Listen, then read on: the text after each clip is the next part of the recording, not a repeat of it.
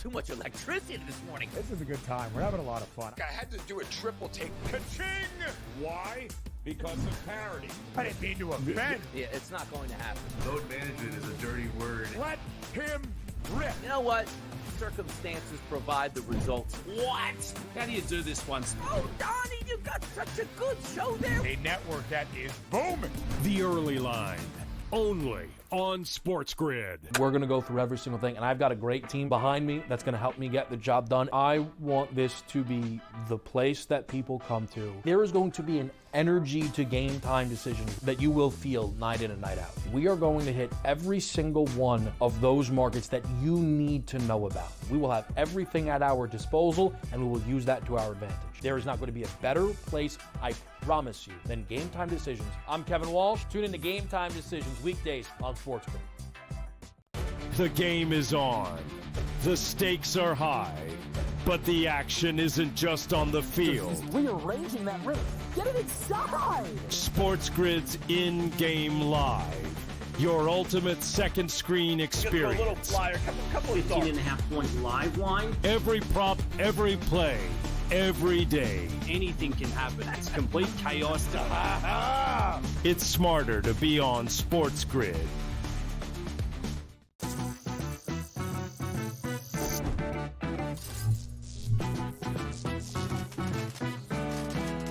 Did you know sportsbooks tend to draw up tighter bet lines for events that get even more bettors, like championship games or major matchups? My tip? Try betting on less popular sports. You might have a better shot at beating those odds. Now, go get lucky. See you in Las Vegas. Let's get lucky.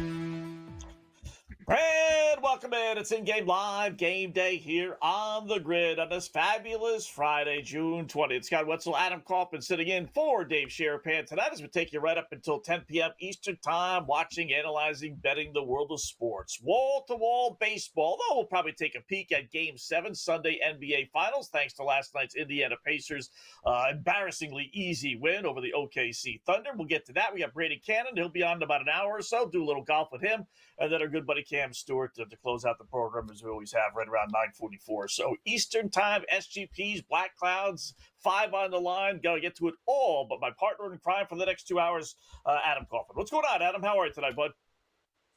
Good to see you, sir. Great to be here with you tonight, obviously, to close out the work week for people. I would be remiss very quickly if I didn't shout out the one and only Dave Sherapan, who I am sitting in for here tonight. As you mentioned, I'm sure people saw his announcement on Twitter earlier today. If you missed it, pretty thorough, in-depth. Check him out on Twitter, Sports BK Consig, right? Sportsbook Consig. Yeah, Sports BK Consig. I was getting all that confused in my head.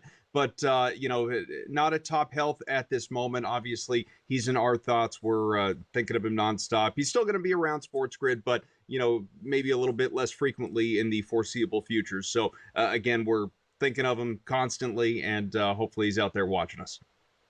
Absolutely. Absolutely. He's a fighter, and he'll get through this thing, that is for sure. No two ways about that. Baseball for me today, we'll start there. Adam, off to a good start. I got my first winner and probably first loser, but I got a definitive winner, and that is over 3.5. I was telling Joe Ranieri on Game Time Decisions a little while ago, over 3.5 Miami Marlins. Atlanta Braves got a pitcher who's got an ERA like as big as my waistline. In the minors. Forget about the majors. This guy's got more runs allowed in single and double A ball. What he is doing in a major league uniform, I have no idea. It was 3.5. It's 4-0 Miami, so that's a winner. But I also had the Toronto Blue Jays as a best bet, and they're down 7-0 against the pathetic White Sox. So you give, and you take, and hopefully you work out to a nice even night with a full night's of entertainment. So anxious for the Rafi Devers, right? Later on tonight, debut against his former team. We were having this discussion on the podcast, Adam. If the game was in Boston, Would the Red Sox fans cheer him or boo him, especially after the comments of, I'm willing to play first base? Because I said originally I think they would cheer him. But after those comments and giving a little dig at the Red Sox and everything, I think they might actually boo him. What do you think? If these 3 games are at Fenway Park, what do you think the fans would do? I think obviously he didn't leave Boston on the best of terms. I think there's still just a little bit more vitriol on the part of the fan base toward ownership and the front office. Craig Breslow in particular, the president of baseball operations, or whatever exactly his title is, but he is the head of baseball brass, the decision maker there. I think there's a lot more upset on the part of fans toward upper management, ownership, even the manager, Alex Cora, than there necessarily is with the clubhouse and individual players in it. Obviously, Rafael Devers, over the course of the last, several months at this point in time, has not proven as the face of the franchise, and that contract that they've, since offloaded but had signed him to he hasn't proven to be the best teammate, for any number of reasons. Certainly not a vocal leader, and that part is okay. That's not everyone's cup of tea, but to come out and obviously to be as butthurt as he was about the Alex Bregman signing, which was good for the club, but it moved him off his position of third base and to miss multiple weeks of spring training, sulking about it. And then he starts off the season, he can't find his swing, and he's striking out at everything thrown his way for the first 2 weeks because he was so rusty and out of practice, to then finally get hot. And then he's thriving at DH where they wanted him to move. But then there's the injury to Tristan Casas at first. They asked him to move there. You alluded to it. He said no. And as soon as he gets to San Francisco, it's, what can I do for you? How can I help? I'm here for you. Whatever you need. You say jump, I say how high. And it drives people nuts for sure. I think that even still, it might be one of those respect, disrespect things. And what I mean by that is, okay, we will acknowledge the fact that you are a champion and all that you succeeded in Boston as a homegrown talent. And that first at bat, you get a standing ovation, you get lots of applause. And then, the next several at bats after that, we're going to boo you. You know what I mean? It's like, we'll appreciate you just to send a message that we know this isn't entirely on you, but now we're going to acknowledge your part of this whole thing. As, we, the Red Sox fans, have lost the, one of the better hitters on the team, one of the better hitters in the league and all of baseball in the middle of the lineup, and that has led to continued offensive, problems anyway, for lack of a better word. So I think it's interesting that these teams are matching up, obviously, at such short turnaround, with Devers not even traded a week ago, and now, like you said, his Giants are playing host for the next few games. I like the Giants tonight. I'm sure we'll talk about that game later on. But, I'm anxious to see how he performs, for sure. Should be interesting, for sure. All right, one of the things we do here first segment, always Monday through Friday, are 5 on the line, 5 best trends for games that have yet to throw the first pitch. Time for it right now.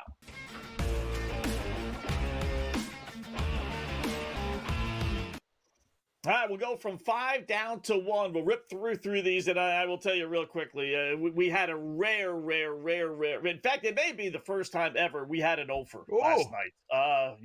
We just lost with the Astros, lost with the Dodgers, lost with Dodgers, lost with Indiana fourth quarter. Who knew they would be leading by such a wide margin? And we got a push, and even that we cheated a little bit with 108. I said drop it down a half a point if it is 108. So 0 for 4, still 50-plus games over 500. But still, that's a tough one. So back to the well we go. Let's get to at least a 4-1 tonight.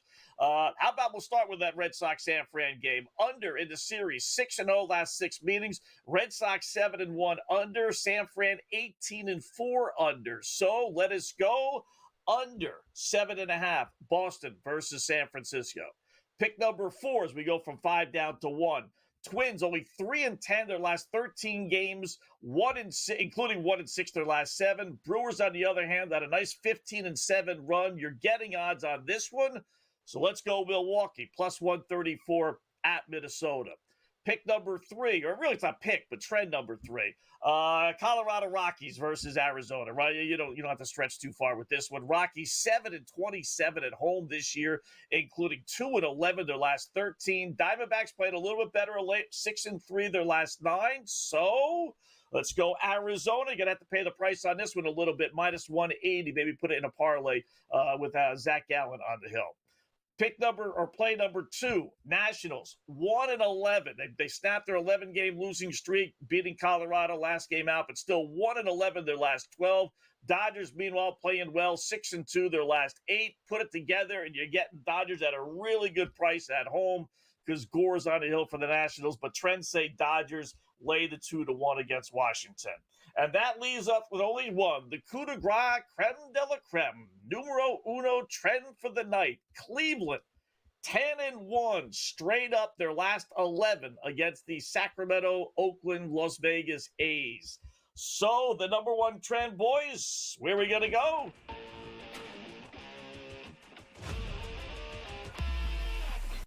Yeah, give us Cleveland minus 125 against the A's as they look to go 11-1 their last 12 against the Athletics. So 5 on the line. We are set. We'll take a quick little break, come back, recap them, and get some plays in as in-game live game day is underway.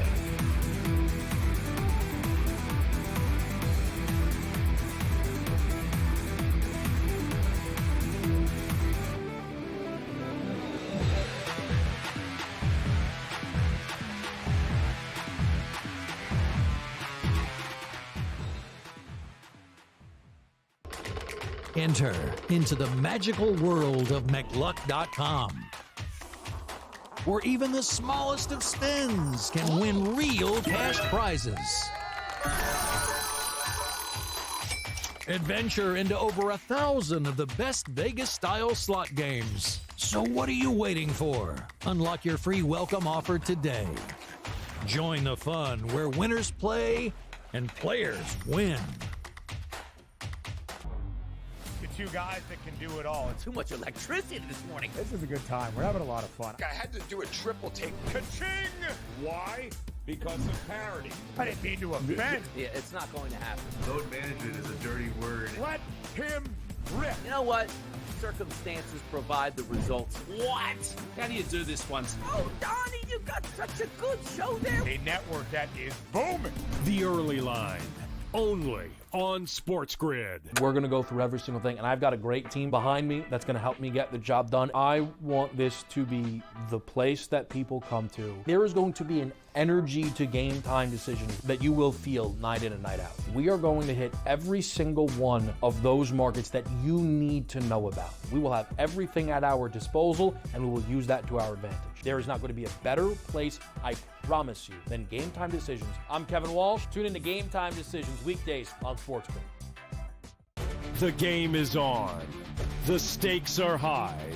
But the action isn't just on the field. Rearranging that rhythm.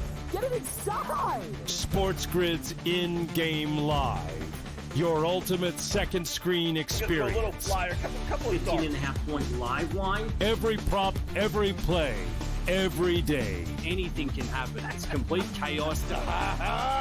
It's smarter to be on SportsGrid.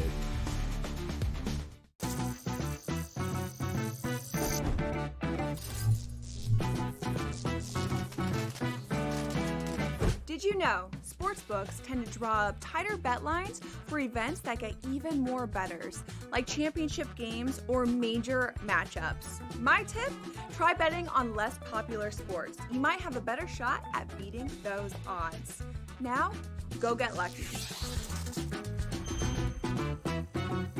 See you in Las Vegas. Let's get lucky.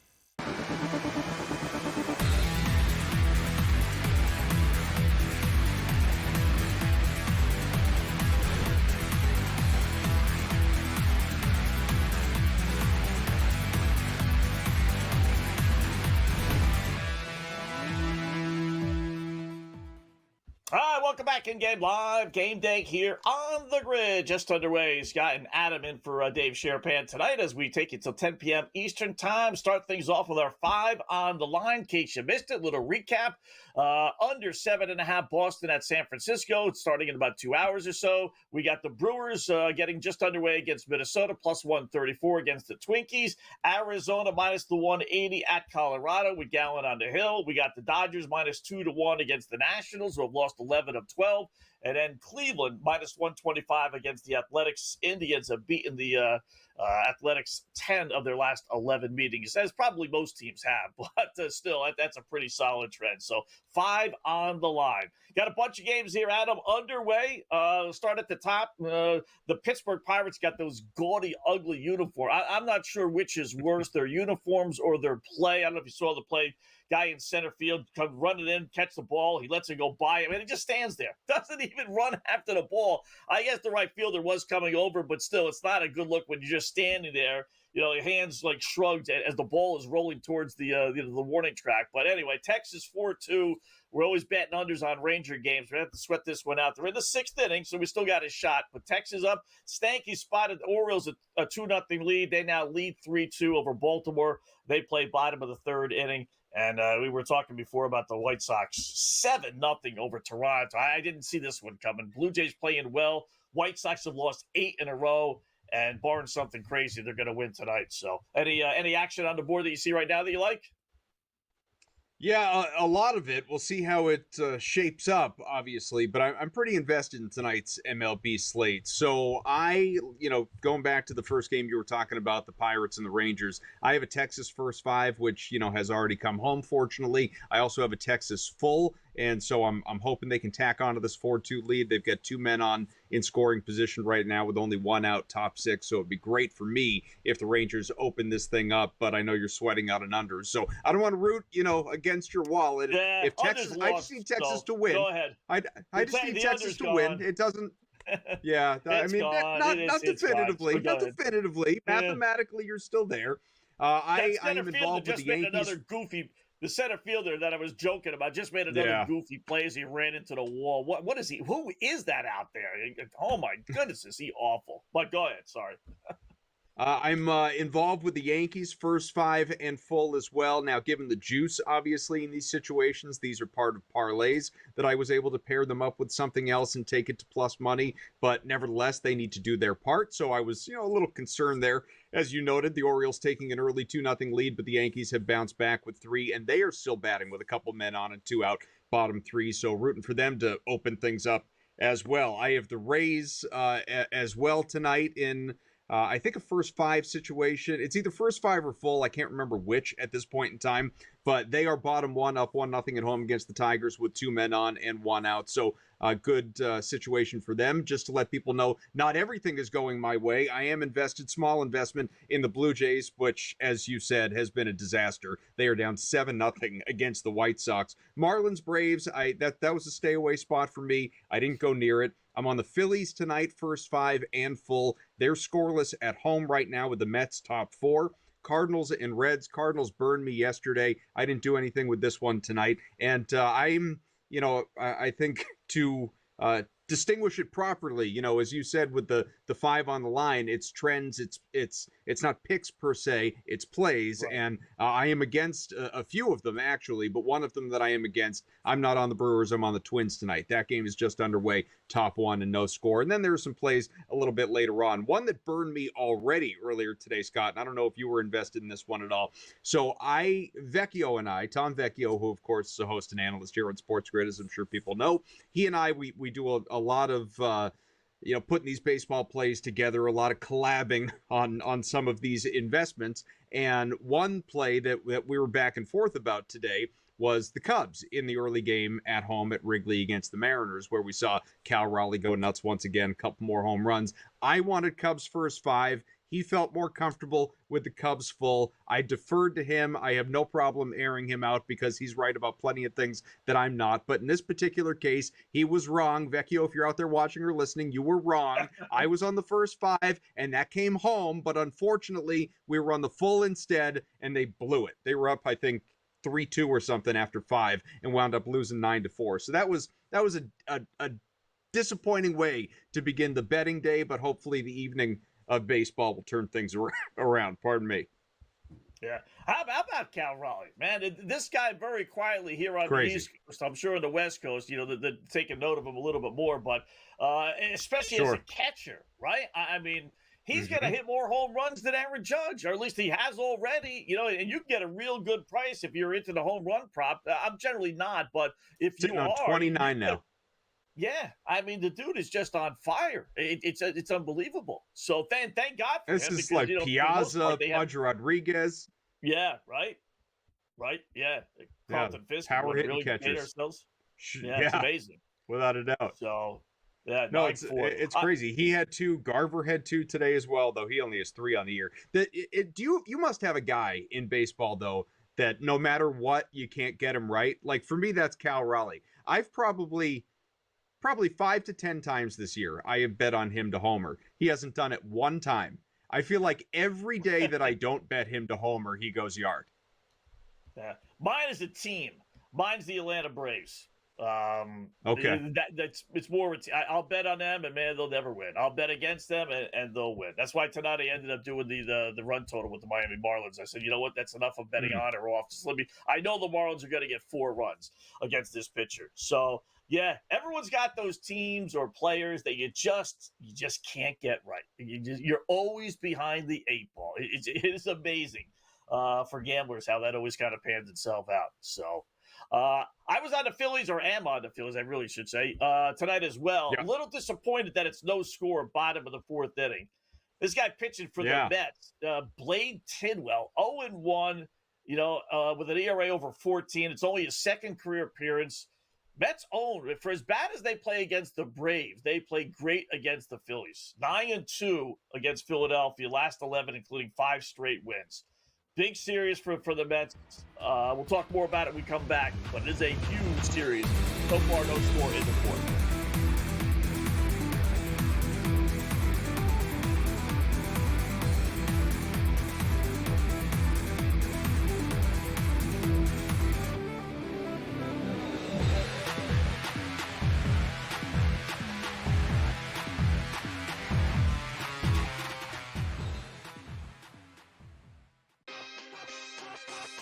Here we go at Oakmont. Let's start with the course. What do we know about this course? How long is the rough, and does course history come into effect for you this week? The U.S. Open has always been billed as the most difficult test of golf there is on the planet. And I tell you what, it's often labeled as the most difficult golf course in the world is Oakmont. Game time decisions. Only on SportsGrid. We don't want you playing here. Can you move positions? Do something else. He starts the season like 0 for 150, it felt like, and finally finds himself in a groove at the plate, hitting 272. 15 home runs on the season? Now he's shipped to San Francisco. What is management going to do? Nobody who's paying you $313.5 million is going to hear anything from you. They'll figure out a way to get rid of you, and that's exactly what they did. The early line, only on SportsGrid. Every 5 days, it's really exciting when Skeens pitches, and it's terrible watching him pitch because every time he pitches, they don't score. Having him hit the lineup probably would actually help when he pitches. There's no way to do it because you can't, but yeah, it's beyond frustrating. And the numbers will tell you, the books have adjusted. Pharrell Coast to Coast, only on SportsGrid. Dialing it back to his old days with St. Louis and Arizona. Buy or sell, Goldie will finish top 7 in fantasy first baseman. No, I'm going to say no. I think he'll fall off. Older player here, he'll be top 10, but not top 7 here. Top 10, I would say I'd buy it. Top 7, I'm going to say no here. I think he'll put up decent numbers here. Not as good as he was. I don't think he's going to bat 340, 350 all year long. Fantasy Sports Today, only on SportsGrid.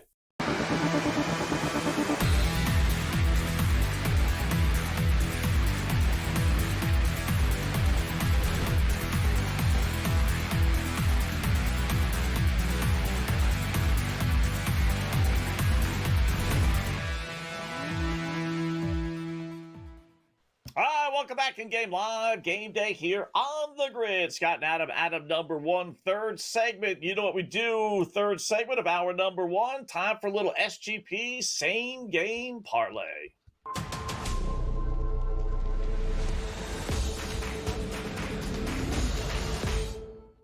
All right, much of the focus later on tonight will be on Boston at San Francisco. First game for new Giant Rafael Devers against his former Red Sox team. So why don't we use that one? I'm going to take Boston. Hey, listen, they're playing maybe their best ball of the season. Taking 2 out of 3 against Seattle. This after sweeping the Stankies. So I'm getting odds with a Red Sox team that is 9-2, last 11, 7-1, their last 8. So let's go Boston against San Francisco. Gonna go under 7.5 Boston San Fran. Like we told you with the 5 on the line trends, nothing but unders here. 6-0 under in the series. Red Sox 7-1 under last 8. San Fran 18-4 under last 22. So under 7.5. Gonna buy into Devers getting a hit. Why not? It's minus 270. That's not too bad. I'm guessing he's going to get at least one crack at a base hit here. And then we'll use San Francisco's pitcher Hayden Birdsong under. Rare under for a starting pitcher against the Red Sox, who are one of the worst strikeout teams. But they are playing better, like I said. They're striking out just a little bit less. You got Rafi Devers out of that lineup, and he was always good for a strikeout or 2 a game. So little hunch play, getting plus 110 odds on Birdsong to go under 5.5. Add it all up, Adam, and we got a nice 12-1 parlay. So I like the parlay number a lot. I'm not necessarily on board with every individual leg. So I'm in with you on the under on Birdsong. I'm certainly in with you on Devers to get a hit. I might have even considered going with, over 1.5 total bases or something like that. I just think this is such a perfect revenge spot for him, if not the entire series, definitely this first game. I told you earlier, I'm on the Giants. I think the Giants are going to win the game. I know the Red Sox are playing better. I just have no respect, for that bullpen. And it's not even so much like a, Hunter Dobbins thing. I think he's fine, but I don't think he's great. It's not like it's Garrett Crochet out there starting this game. So between Dobbins and then the bullpen and the Devers factor, and look, the Giants are favored for a reason. There's juice for a reason. So your parlay is obviously elevated by that plus money. I get it. And honestly, I hope you're right. I'll take the loss if it means the Red Sox winning the game. That's the emotional versus financial kind of hedge, I suppose. The biggest one, though, and this goes back to the 5 on the line. This was another one of the plays, not necessarily picks. I'm actually on the over in this game, over 7.5. That number felt too low for me. I know that Birdsong is a good pitcher and Dobbins has been probably above average, you might classify him as. Even still, again, between the Boston bullpen and just the fact this, either of these lineups have the ability to, string a few runs together here and there. I think we get to 8. It doesn't mean we get to 18 or something like that, but I do think we get to 8. 7.5. If this were 8.5, certainly 9.5, I'd probably have a different feeling about it. 7.5, that's I'll bite. You know what I mean? Like sometimes a number is just at that spot where I am enticed enough to go the other way. It's like when you see 6.5 when someone's on the mound outside of, like we got a 6.5. What was it, yesterday, 2 days ago, for Garrett Crochet against Luis Castillo for the Mariners. And I looked at that one and I said, okay, like instinctively, I would like to go over, but this could be like a 3-2 game. So I'm going to stay away. And sure enough, it winds up being a 3-1 game. So I'm glad I didn't bet it. This is one here I think we go over. I think we get to 8. Yeah, it's a low number. It is. I'm hoping 4-3. 4-3, 4-2. Sure. But you're right. With the Red Sox bullpen being as bad as it is, it could be 2-1 in the 8th inning, and the game still go over when you have a low number like 7.5. Sure. So, but the trend said under, so I kind of bought in. We'll see. I am curious to know, in about 85 or so games left in the season for San Fran. People wonder about, here's a crazy stat we brought up earlier in the week, Adam. There hasn't been a giant hitter, not even just left-handed, just any giant hitter that has had 30 home runs since Barry Bonds over 20 years ago. Not 40 or 50 home runs, 30. It's been over 20 years. Right? So you wonder. That's nuts. Yeah, right. So is Rafi Devers going to be affected? No, the right field wall, is obviously that is pretty deep, Fenway Park. So it's not like he was hitting into the monster, hitting cheap home runs. But sure. I'm curious to see in 85 games or so how many home runs he hits out in San Francisco. But ultimately, it really doesn't matter. He's there, and he's there for the next 10 years. All right, we continue along in Game Live, Game Day.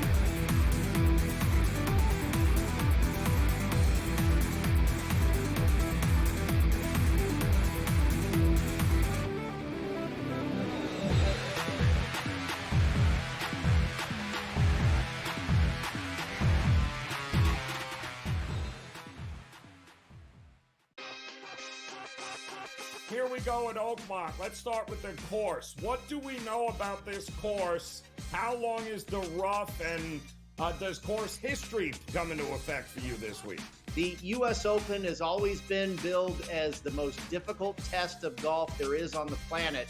And I tell you what, it's often labeled as the most difficult golf course in the world is Oakmont. Game time decisions. Only on SportsGrid.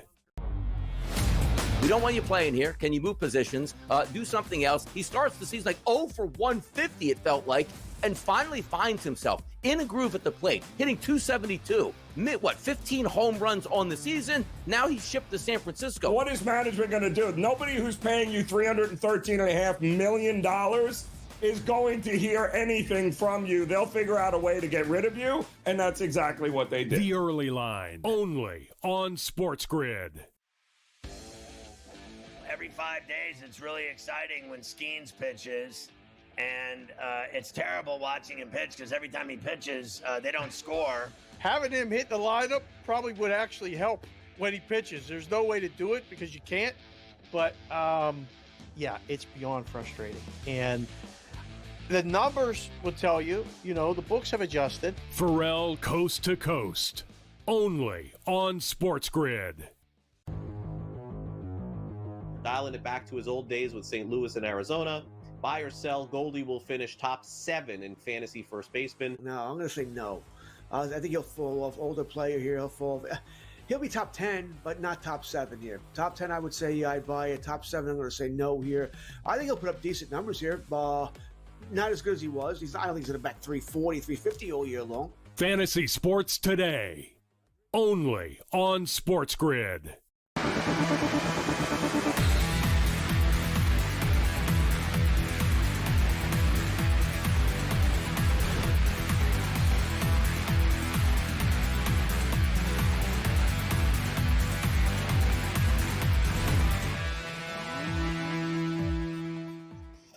All right, welcome back in Game Live. Game Day here on the grid. Scott and Adam, hour number 1 until 10 p.m. Eastern time. I got, don't ask why, but I got the Ranger Pirate game on. This is like the banana. What's the name of that goofy team? The Bananas, the Savannah Bananas? Savannah Bananas, yeah. Yeah, this is the Pittsburgh Pirates tonight. I mean, the outfielders, this center fielder, I tell you what, there's a fly ball, good hit shot. It goes against the wall. The left fielder and the center fielder collide. The left fielder no backflips or anything like that? No backflips, nothing like that, right? So then the left fielder gets the ball. For some dopey reason, he turns around a little bit. He falls to the ground with the ball, flips the ball to the center fielder. I mean, it's like a comedy of errors. This Pirate team is just like, wow. How this game is going to stay under, I don't know. But we got top 7, and I think the Rangers are going to tack on 1 run. In fact, they're going to tack, 1 run. All right, so 5-2. And they're going to have a runner on second base. So the overlook is looking pretty good. So the more runs are coming, no doubt. White Sox or Phillies, bases loaded, Adam. Bottom 4, yep. Tidwell still pitching for the Mets. 1 out. Kemp batting for the Phillies. They got to put some runs. This is one of those goofy Apple TV games. So if you're looking on your Direct TV to look for this, you're not going to find it. Like I said, I really did like the Phillies. Wheeler on the hill tonight. I laid the run and a half. I wasn't going to lay the minus 180 or so. Kid's pitching fairly well for 3+ innings, but I figured eventually the dam will break.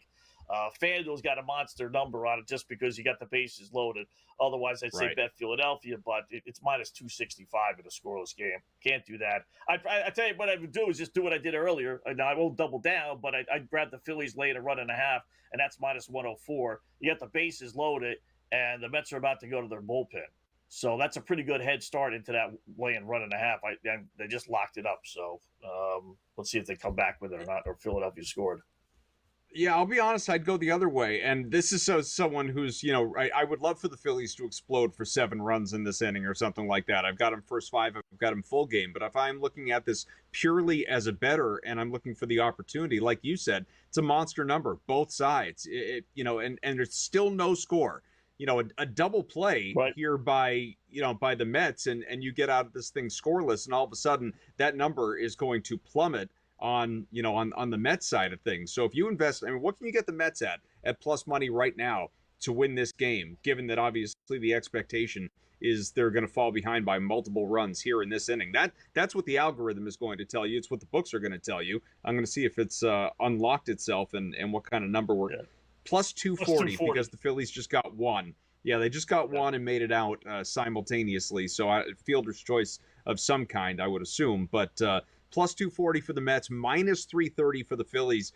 Runners at the corners with two down. I still think, and again, this is coming from someone who is invested already and rooting for Philadelphia, I think the number is good enough to invest in the Mets.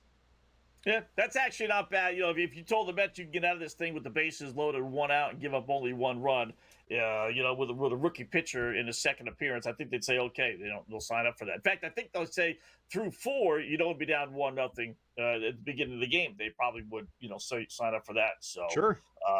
1-0, runners on first and third. We'll keep you posted on that one. Nothing out of Toronto. I'm taking a peek there just to see if they, start to. They do have runners in second and third, but it looks like 2 out, bottom of the 5th inning. So that's obviously trouble with that one. Plus Arizona, 2,000 Colorado for the Blue Jays. Wow, we had that. We were talking in the break. Tampa Bay was down 8-0. And they came back and won. And Dave and I were doing the show. 12 unanswered. Yeah. I don't know what the line was. I don't know how high the money line got. It gets to a certain point where they'll pull the money line off in certain games if it's too crazy. 8-0 second inning, that they might have done that. But I wonder, well, you talk about in-game live getting your money's worth. If you bet Tampa Bay with a little hunch on that one, that's pretty darn good. Let me ask you, do you just strategically as a bettor, because I know you're someone that is constantly looking at the numbers when it comes to hedging opportunities, guaranteeing yourself profit, all of these things. If you are like this White Sox Blue Jays game or that one that you just talked about, another perfect example. If there is a game that is very lopsided and you are pre-flop invested in the team that is ahead by that much, and you, like right now, if let's say I had a White Sox ticket right now, which I don't. In fact, I have a Blue Jays ticket. But let's say I had a White Sox ticket. I bet, depending on, not all books will do this, but if you are on a book that offers you a cash out in-game, I'd be willing to bet you would get offered, given that it's 7-0 halfway through the game, you'd get offered 90 to 95% of your cash out, of your potential return as a cash out number right now. You could just call it done, take my money, forego, the 5% that you're not going to get, or obviously alternatively you let it ride. And, if by some miracle the Blue Jays find a way to come back in this game, you've lost your opportunity. In those situations where it feels like a game is so incredibly in hand, but technically it is not, and you can cash out for essentially the, full result of your bet, do you do it just to, just mentally, just to be done? Do you do it and move on? Or do you let it ride and just hope there's no collapse? I do it. I would say I do it about 80% of the time, believe it or not. Even though I know it's costing me money. But what you said there in the end is kind of a throwaway line almost. Yeah, sometimes it helps you out. What happens more times than not is the team, like let's use White Sox Toronto, right? Toronto will score 2-3 runs, we'll say. And now all of a sudden the buyout goes from 80% down to 50%. And then you're kicking yourself saying, I don't want to take it now. Then the dopey team might end up coming back and winning, right? I mean, so if they're willing to give me 80%, and you said it there, Adam, just be done with it. That's really, it's not so much the money, when you do in-game live, you put so many bets in that it's just, I just want to be done with it. I won the bet. All right, I'm going to cost myself a couple of dollars, but I'm going to use this money to bet elsewhere. So let me just take it now. Rather than wait until it gets all the way to the bottom of the 9th inning, and then I get my money an hour later and I miss out on all the other bets, So if you're working on a budget, knock on wood if you're not, but most people are, it's kind of like, all right, give me the money so I can use this elsewhere. So I definitely do. Mm-hmm. If you want to do a flyer, if you don't have a dog in the fight, and it's not necessarily about coming back and winning, it's just coming back. Tigers tonight, I think right now, they're down 4-0. It's only the second inning, and you're getting 6:30. Now, do I think the Tigers are going to come back and win?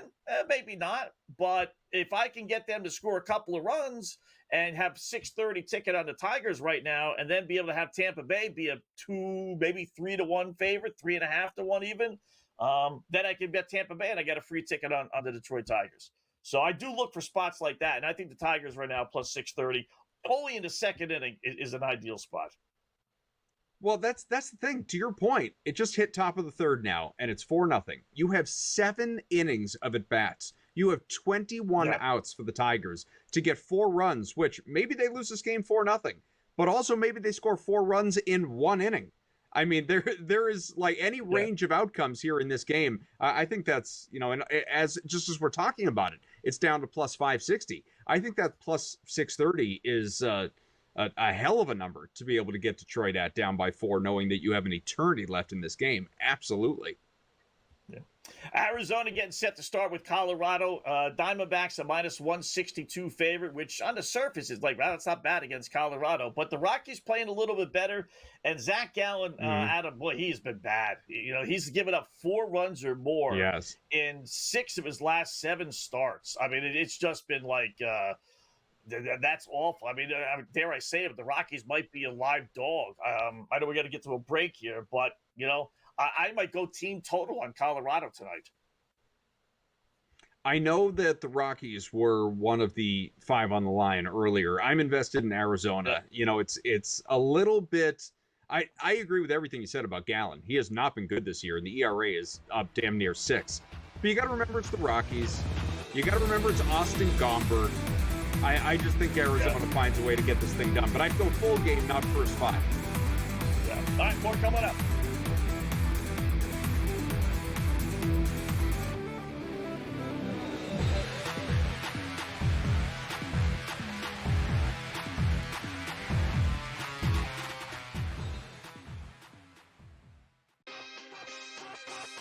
Here we go at Oakmont. Let's start with the course. What do we know about this course? How long is the rough, and does course history come into effect for you this week?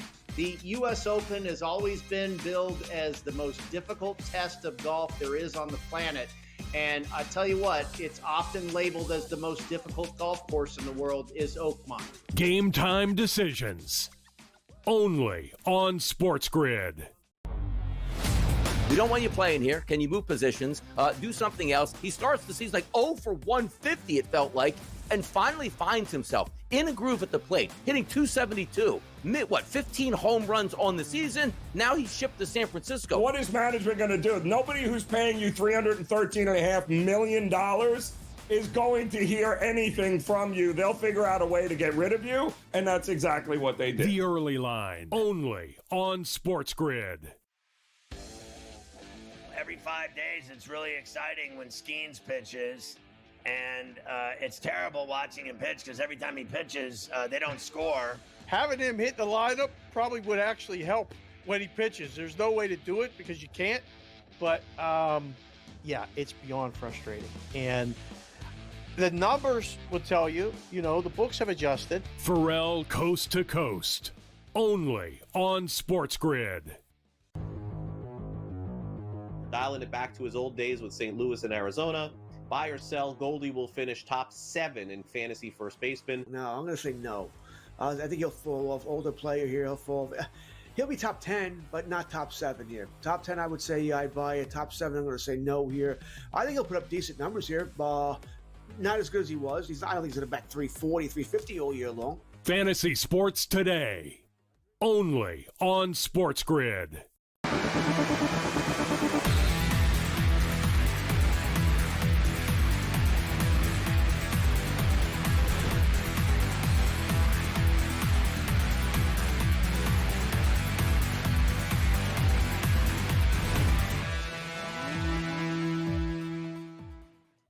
All right, welcome back in Game Live. Game Day here on the grid. Scott and Adam Kaufman in for Dave Sherapan today on this fabulous Friday. Looking at a little baseball here.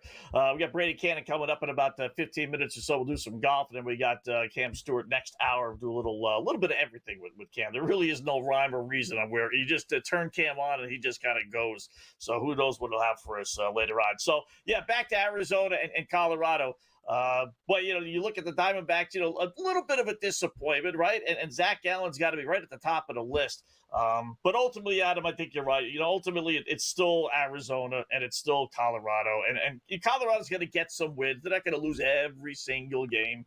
Believe it or not, they actually play better on the road than they do at home as well. So the line now is up to minus 230. So it's just underway. So I'm assuming they got Arizona 1-0. There you go already. Just like that. So hopefully you took our advice before the break.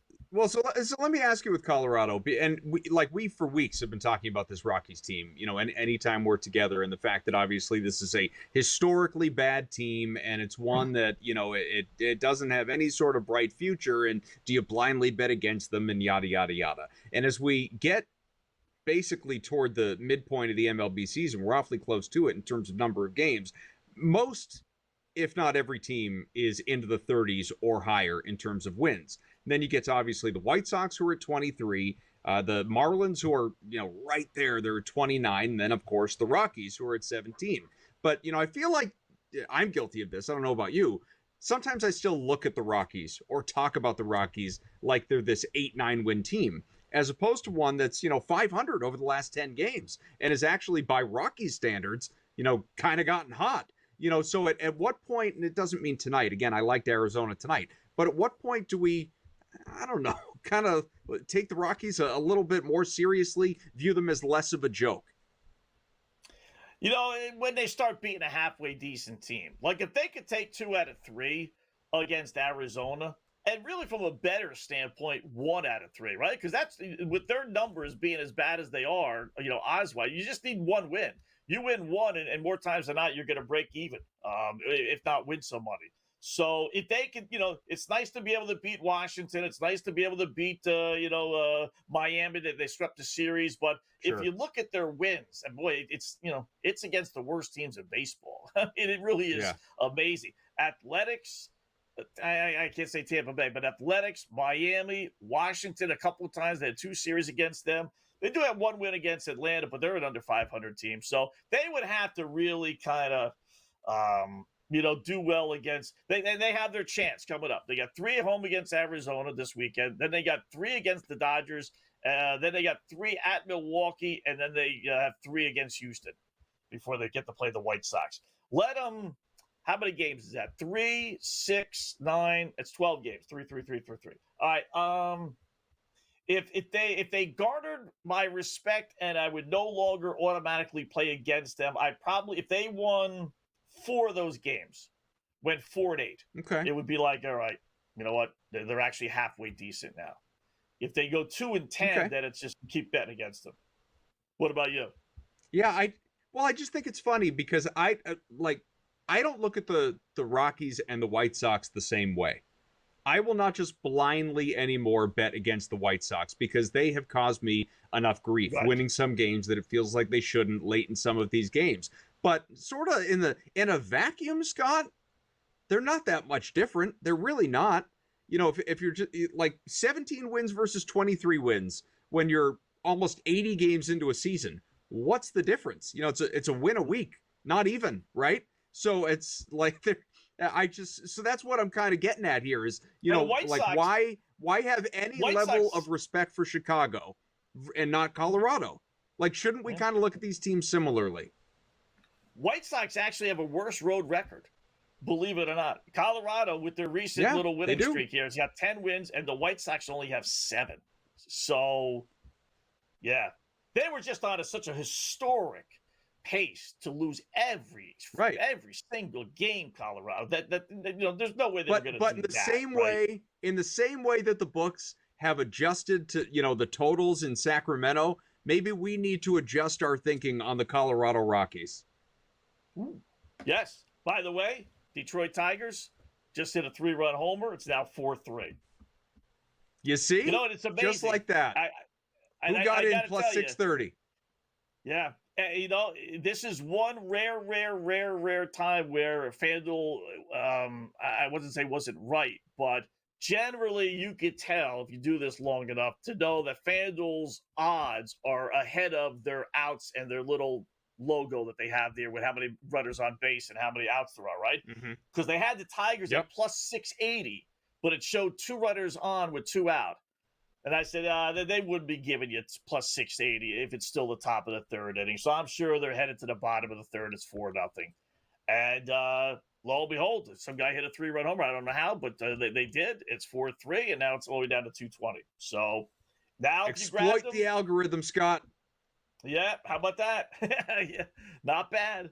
Now do you hedge? You got the 630, 620. We'll just say 6-1 to make it easy. Now you can bet Tampa Bay minus 290. We'll just say 3-1 to make it easy. Do you do that? Or bottom third?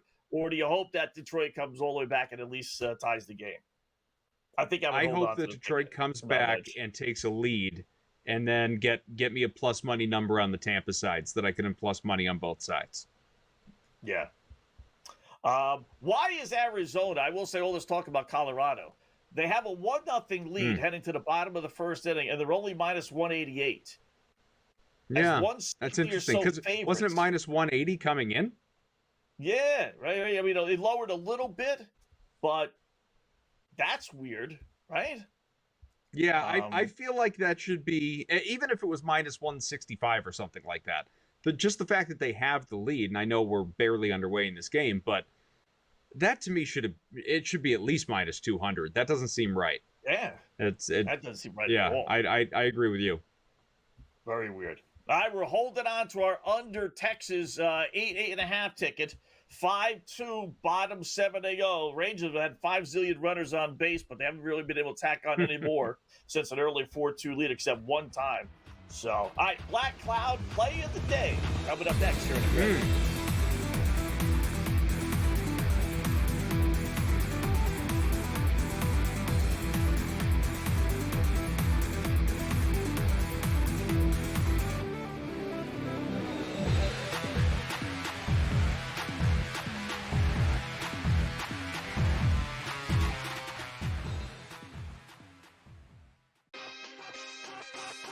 Here we go at Oakmont. Let's start with the course. What do we know about this course? How long is the rough, and does course history come into effect for you this week?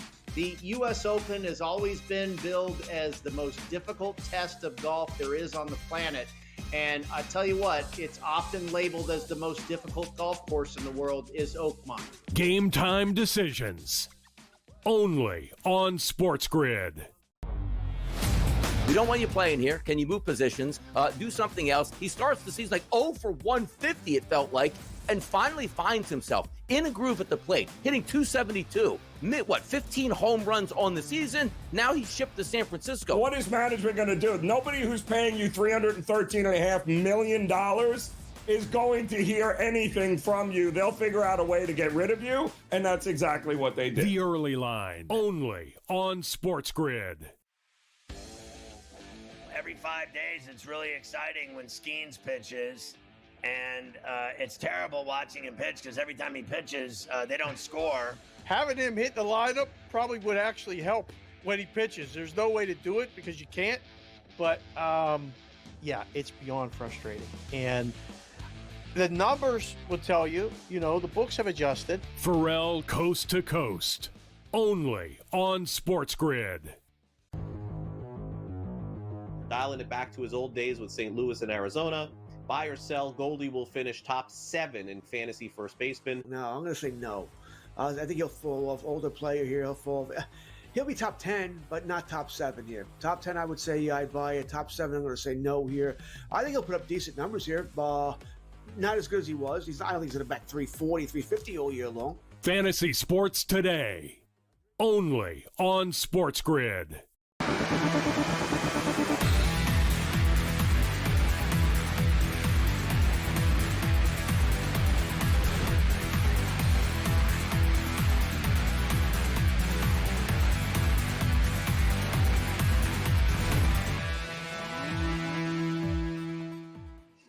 Welcome back in Game Live. Game Day here on the grid. Scott and Adam, hour number 1, closing it out with, our final segment, Black Cloud Play of the Day.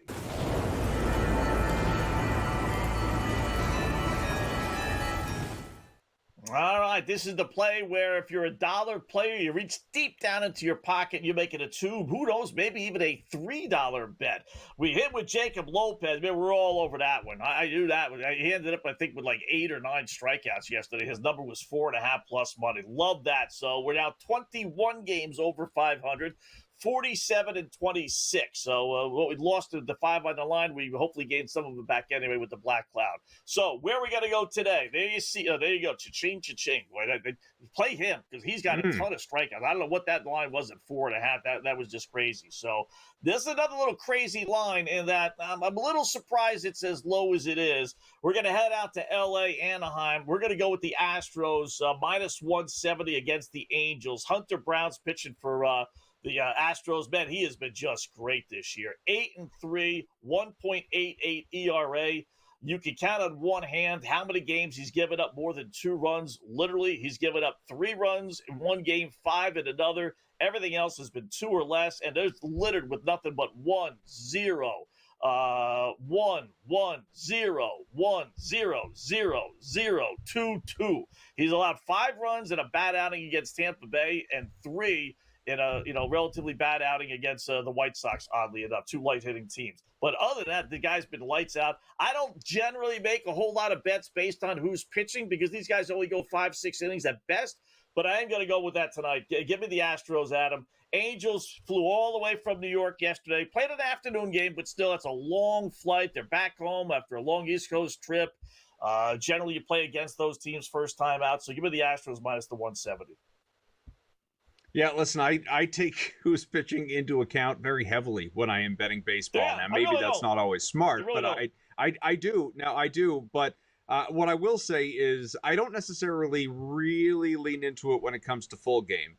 Absolutely, if I'm betting a first 5, and a lot of the time I will bet a first 5. I mentioned a lot of the first 5s today that I am invested in, when you're trying to take the bullpen out of it. That being said, I like the Astros full game and not necessarily the first 5. I am invested in Houston full game today. I stayed away from the first 5 just because I think that Hunter Brown and Kikuchi on the other side, they're comparable enough to say I'm not going to be shocked if we're looking at the Angels, leading 3-2 after 5 or something like that, and I lose that bet, and then Houston comes back against that bullpen, wins it later. I do think Houston wins the game. I'm willing to, lay the juice on it. I also like the over on Hunter Brown's strikeouts. I think it's a good opportunity to not only take the over and consider laddering him up to, 8, 9, 10 even, and see what he's able to do here in this particular outing. But I think it's a good spot for Houston. I do.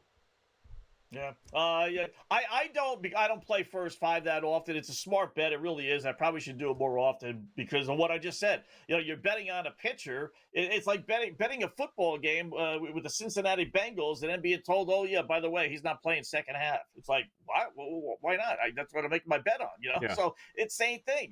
I just think that,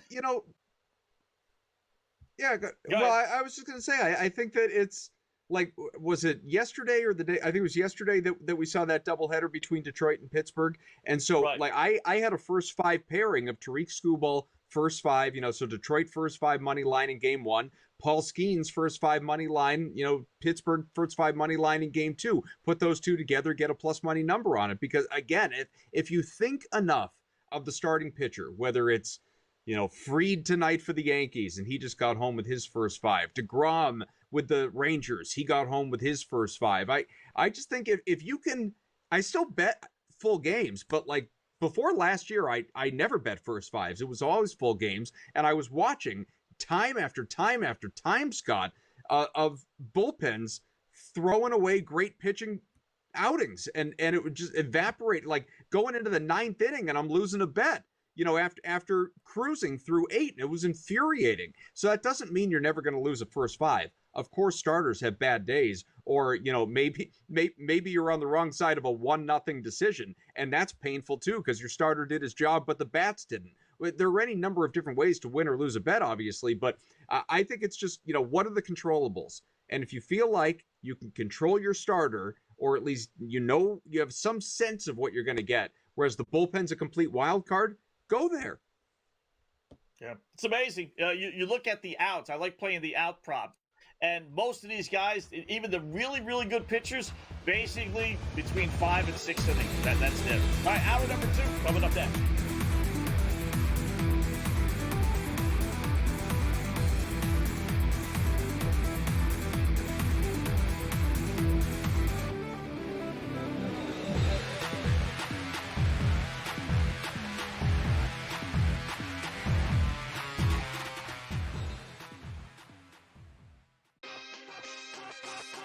Here we go at Oakmont. Let's start with the course. What do we know about this course? How long is the rough, and does course history come into effect for you this week?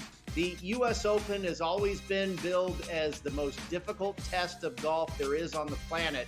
And I tell you what, it's often labeled as the most difficult golf course in the world is Oakmont. Game time decisions. Only on SportsGrid. We don't want you playing here. Can you move positions? Do something else. He starts the season like 0 for 150, it felt like, and finally finds himself in a groove at the plate, hitting 272. 15 home runs on the season? Now he's shipped to San Francisco. What is management going to do? Nobody who's paying you $313.5 million is going to hear anything from you. They'll figure out a way to get rid of you, and that's exactly what they did. The early line, only on SportsGrid.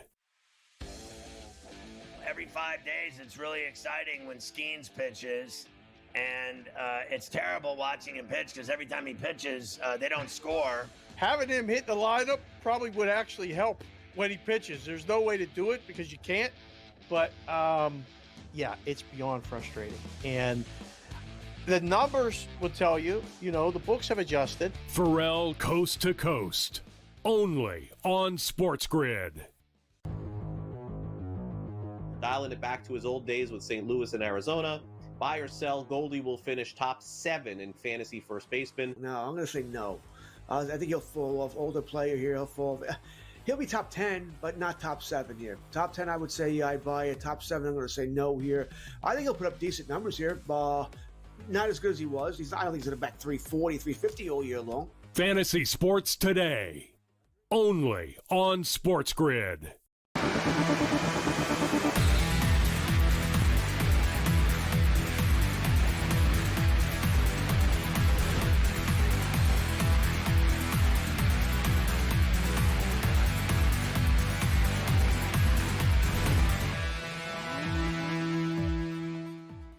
All right, welcome back. It is hour number 2 in-game live game day here on a non-football Friday. Although, actually, we got a little CFL action, believe it or not. We got some WNBA games and obviously a full slate of baseball games that we are betting on.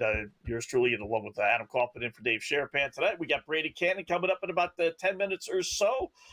Just for throwing it out there, Saskatchewan leads Toronto, Adam, 17-10. I'm not even sure. FanDuel doesn't even tell you what how much time is left. They don't even tell you what quarter they're in. I don't know if that's halftime, third quarter, final. I mean, who knows what. So you got that, and you got a couple of WNBA games. No, I like the last game. Nothing. We'll break down the last game. But other than that, there's not too much on the board. So Arizona scored another run. Are the boys in Vegas a little slacking with that? Or no, they got minus 280. Okay. So that's where the line really should be. So minus 280 on the Diamondbacks. Nice pick there so far. Yeah, Arizona tacked on one, like you said. Philadelphia, I thought was going to maybe get another run or two across. Didn't happen. Still up 2-0 at home against the Mets after 2. So you can now get almost 4-1 on the Mets if you did want to invest in that. Tampa Bay has the bases loaded up by 1 with only 1 out, and that is in the bottom of the third. So the live total in that game, Scott, is 15.5. That's one to watch for sure. Wow. Yeah. That's now, right now the Tigers are 10-1. Tampa Bay's got the bases loaded, 1 out according to FanDuel. Listen, you could hit into a grounder. You could score just 1 run and end that inning 5-3, and now you're holding on to a 10-1 ticket with an over/under. Oh, by the way, 15.5, like you said. So clearly, they're thinking there's going to be a ton of runs in this game. You're only in the bottom of the third inning.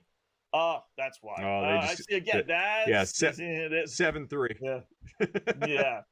That's the example I was trying to give you about Arizona, about how the odds are ahead of the score. Must be. Yeah. Yeah. How about that? Either that or maybe it was a double and the guy advanced to third on the run. I'd have to actually dig into the box score, but 7-3. And that's why you hedged before, even though I said I didn't, and I didn't. But that, see, whenever I hedge, the life of a hedger, right? When you hedge, man, I knew it. I threw away money. My original bet would have won, blah, blah, blah, blah. And when you don't hedge, you get stuff like that where, you know what, I should have hedged because now that plus 630 ticket is worthless because now I could have 10-1 and I got a team that's down, 4 runs. Not saying they can't come back, but you just got to live through that if you're a hedger. There's just no one's going to hit a home run. You're not going to sell at the highest point. You're not going to buy at the lowest point, if you want to relate it to stocks. Marlins tacked on another run, so I'm glad I did what I did in that game. I was tempted to go with Atlanta. I really playing good, sweeping the Mets, but nope, down 5-1 now, bottom of the 6th inning, and the over in the Miami team total 3.5 hit easily, and now they're minus 16-1. Atlanta plus 750. Cardinals in Mets Cincinnati just got one back, by the way. Pete Alonso solo homer. All right, 2-1. That's not bad. Except I got the Phillies laying a 1.5, and I got the Yankees laying a 1.5. And both are up by 1. Top 6. I got 3 more at bats left theoretically for the Phillies. 6, 7, 8. Not counting the 9th. Same thing with the Stankies. Yeah, that's not looking good. Still got some time. You got plenty of time. Yeah.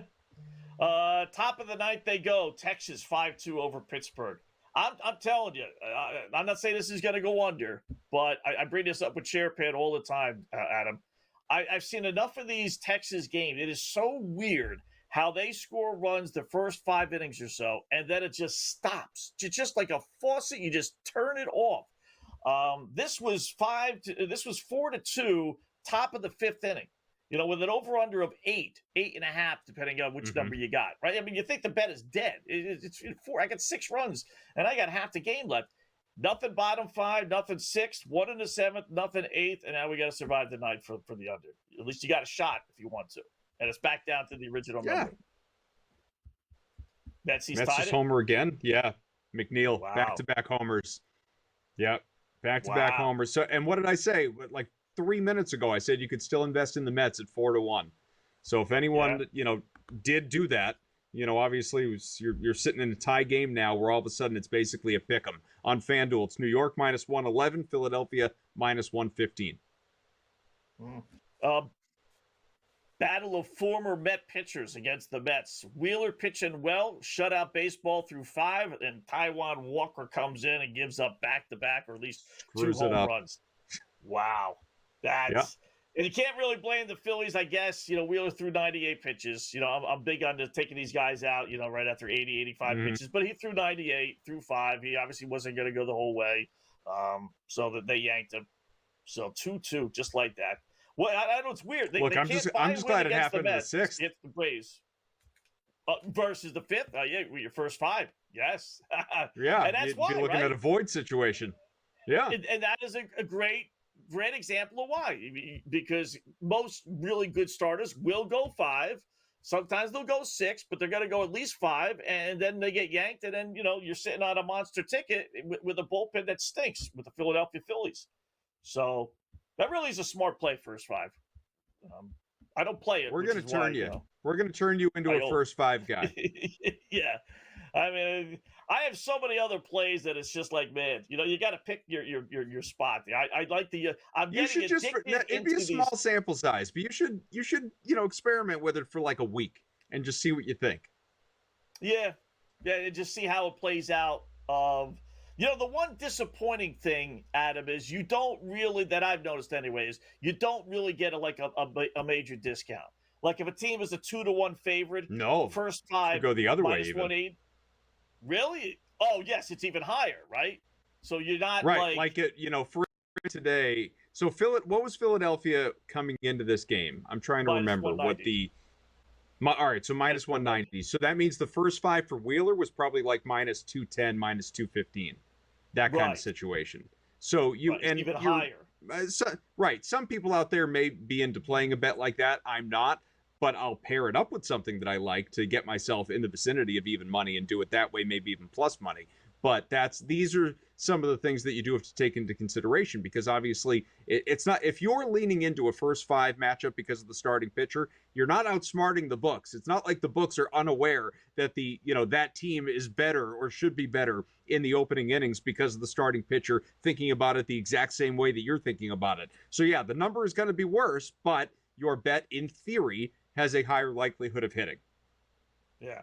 So as long as you can parlay those, then that's good. Right. Sometimes you can't parlay things, but if they allow you to parlay it, then why not? So, but yeah, what I'm really getting into now is outs for starting pitchers. There's a little strategy. Like I said earlier, way more times than not, it's generally between 15 and 18, which means between the 5th and 6th inning. Your guy goes 6 innings, 3 outs, that's 18. You win your bet.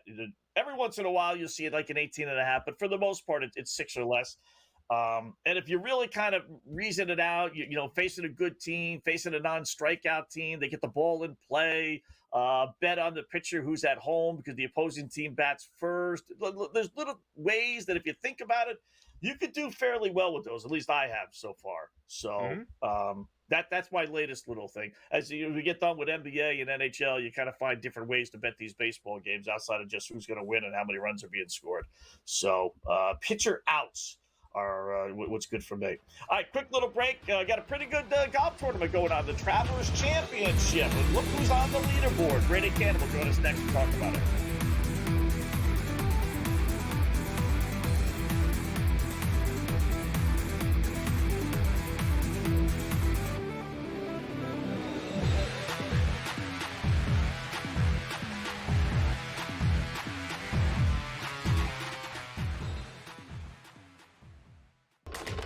Enter into the magical world of McLuck.com, where even the smallest of spins can win real cash prizes.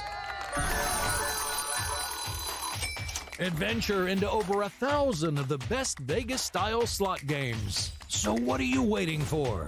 Unlock your free welcome offer today. Join the fun where winners play and players win. Two guys that can do it all. Too much electricity this morning. This is a good time. We're having a lot of fun. I had to do a triple take. Ka-ching! Why? Because of parity. I didn't mean to offend. Yeah, it's not going to happen. Load management is a dirty word. Let him rip. You know what? Circumstances provide the results. What? How do you do this once? Oh, Donnie, you got such a good show there. A network that is booming. The early line, only on SportsGrid. We're going to go through every single thing, and I've got a great team behind me that's going to help me get the job done. I want this to be the place that people come to. There is going to be an energy to game time decisions that you will feel night in and night out. We are going to hit every single one of those markets that you need to know about. We will have everything at our disposal, and we will use that to our advantage. There is not going to be a better place, I promise you, than Game Time Decisions. I'm Kevin Walsh. Tune in to Game Time Decisions weekdays on SportsGrid. The game is on. The stakes are high. But the action isn't just on the field. Rearranging that roof. Get it inside! SportsGrid's in-game live. Your ultimate second screen experience. A little flyer, couple of 15.5 point live line. Every prop, every play, every day. Anything can happen. It's complete chaos. It's smarter to be on SportsGrid.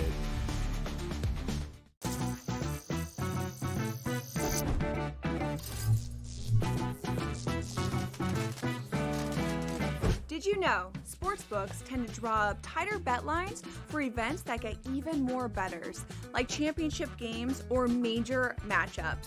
My tip, try betting on less popular sports. You might have a better shot at beating those odds.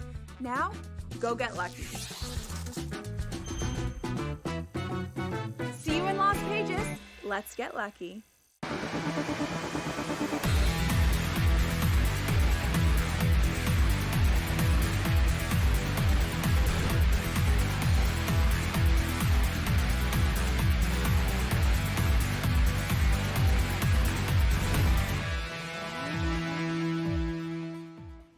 All right, welcome back. It is in-game live game day here on the grid. Hour number 2. Scott and Adam in for Dave Sherapan today. We'll put the baseball aside for a second. Although I must say baseball, Adam and I and other shows, obviously, we all talk about funky lines and weird lines. We brought it up a couple times tonight. Don't generally associate that with golf, but I must say, as we welcome in Brady Cannon, SportsGrid Radio TV host, you see it here all the time here on the grid, obviously, golfing aficionado. I am a little surprised, Brady. Are you? I mean, I got Scotty Scheffler tied for the lead after 2 rounds, and he's only basically pick 'em, minus 105. I know it's Thomas, and I know it's Fleetwood. It's not a bunch of nobodies who he's tied with, but, man, I fully expected him at this point to be minus 2, minus 3 to 1. Scheffler with the lead after 2, and he's still pick 'em? What am I missing? Yeah, it's a good point, Scott. And I don't think it's a bad bet to make, but I do actually think the price is a little aggressive. I think maybe he should be more like plus 125, plus 150. It's a very interesting tournament, and especially today, it was like the tale of 2 halves. Scotty started out early, and he shot that outlier round on Thursday, 62. So to follow up a round like that is really difficult. And then he went out in the morning when the wind was just absolutely nasty, kind of a steady 18 to 20 miles an hour with gusts into the 30s and the 40s. And he weathered that storm to the tune of 1 under par. Pretty awesome in the case of Scotty Scheffler to just kind of hang on.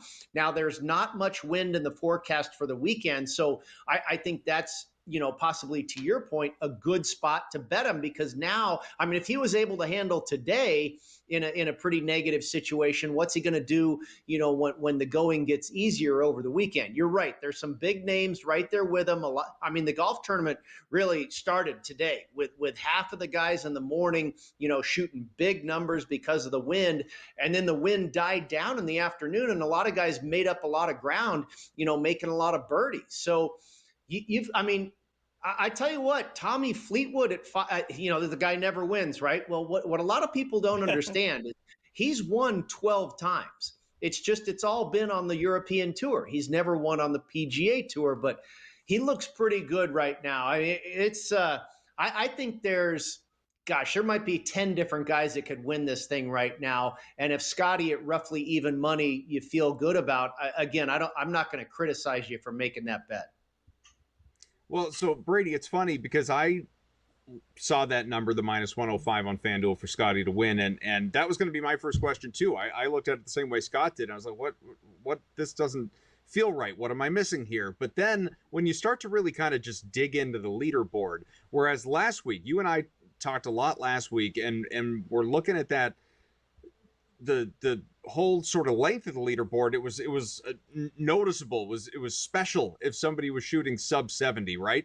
And now in this tourney, I'm looking at the top 18 guys. That's 36 rounds of golf so far, and there are only 4 situations where a guy has shot 70 or higher. Everything has been in the 60s, and I think that has to be playing into the number. Just the fact that, to your point, I mean, anybody can go out there, the way these guys are golfing through 2 rounds, and take this thing. Yeah, this is not Oakmont. This is supposed to be a bit of a birdie fest. Now, that was put on hold for a bit this morning when the wind really blew. But again, we're not supposed to have any wind, maybe 10 to 15 miles an hour on Sunday, but really nothing to speak of on Saturday. So, yeah, I think maybe that's what the odds are reflecting, that, you got a Justin Thomas, you got a Tommy Fleetwood, you've got a Rory still lurking. This is a signature event. All the big boys are here. Scotty is absolutely deserving of the role of favorite, but I would probably wait yet another day. Now, yesterday, the forecast didn't call for this win. Yesterday, after his round, he was minus 140, and I didn't think that was a bad bet. Now things have changed a little bit because the leaderboard has gotten pretty bunched. I'd probably wait another day. And Scott, to your point, if heading into Sunday, if he's minus 300 and he's got a 1-shot lead or something like that, yeah, then I'd probably bet him. Or if he's 3-1 and he trails by 3, then I might bet him. Right now, it's a little too early for me. I'd probably be looking at a couple of other guys. All right. Any matchups, maybe not specific. I don't know if you had a chance to take a look at the exact matchups, but any guys that you would fade or say, you know what, tomorrow I think this guy's going to have a great round and you would be betting on? Well, I tell you, I don't want to fade Scotty. I don't know if the number's quite where I'd like it to be, but I don't want to go against him either. But here's two guys I would absolutely go against. Maybe a third round matchup. Maybe if you can find a rest of the tournament matchup or something like that. Justin Thomas and Rory McIlroy.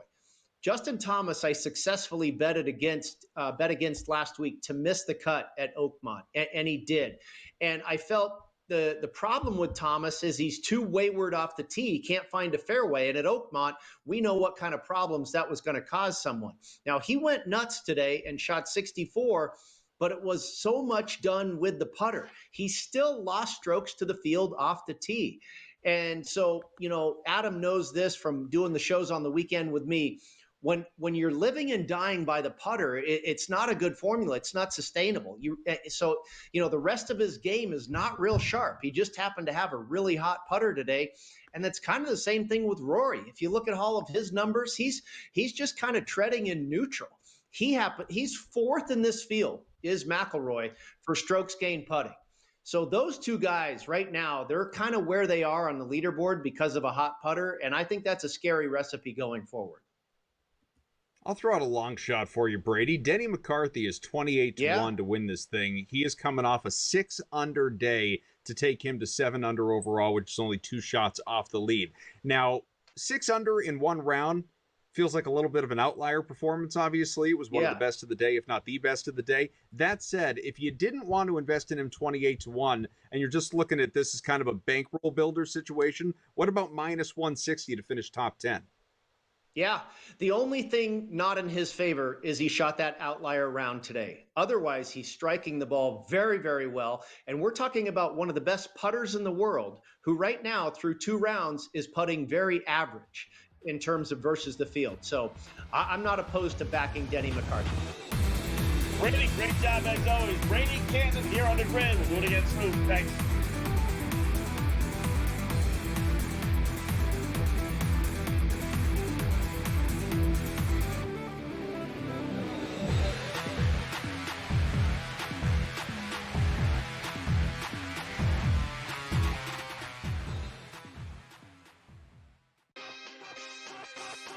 Here we go at Oakmont. Let's start with the course. What do we know about this course?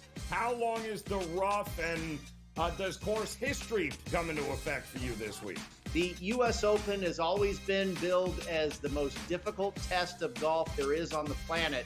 And I tell you what, it's often labeled as the most difficult golf course in the world is Oakmont. Game time decisions. Only on SportsGrid.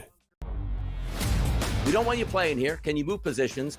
Do something else. He starts the season like 0 for 150, it felt like, and finally finds himself in a groove at the plate, hitting 272. 15 home runs on the season? Now he's shipped to San Francisco. What is management going to do? Nobody who's paying you $313.5 million is going to hear anything from you. They'll figure out a way to get rid of you, and that's exactly what they did. The early line, only on SportsGrid. Every 5 days, it's really exciting when Skeens pitches, and it's terrible watching him pitch because every time he pitches, they don't score. Having him hit the lineup probably would actually help when he pitches. There's no way to do it because you can't, but it's beyond frustrating. And the numbers will tell you, the books have adjusted. Pharrell coast to coast, only on SportsGrid. Dialing it back to his old days with St. Louis and Arizona. Buy or sell, Goldie will finish top 7 in fantasy first baseman. No, I'm going to say no. I think he'll fall off. Older player here, he'll be top 10, but not top 7 here. Top 10, I would say I'd buy it. Top 7, I'm going to say no here. I think he'll put up decent numbers here. Not as good as he was. I don't think he's going to bat 340, 350 all year long. Fantasy sports today, only on SportsGrid.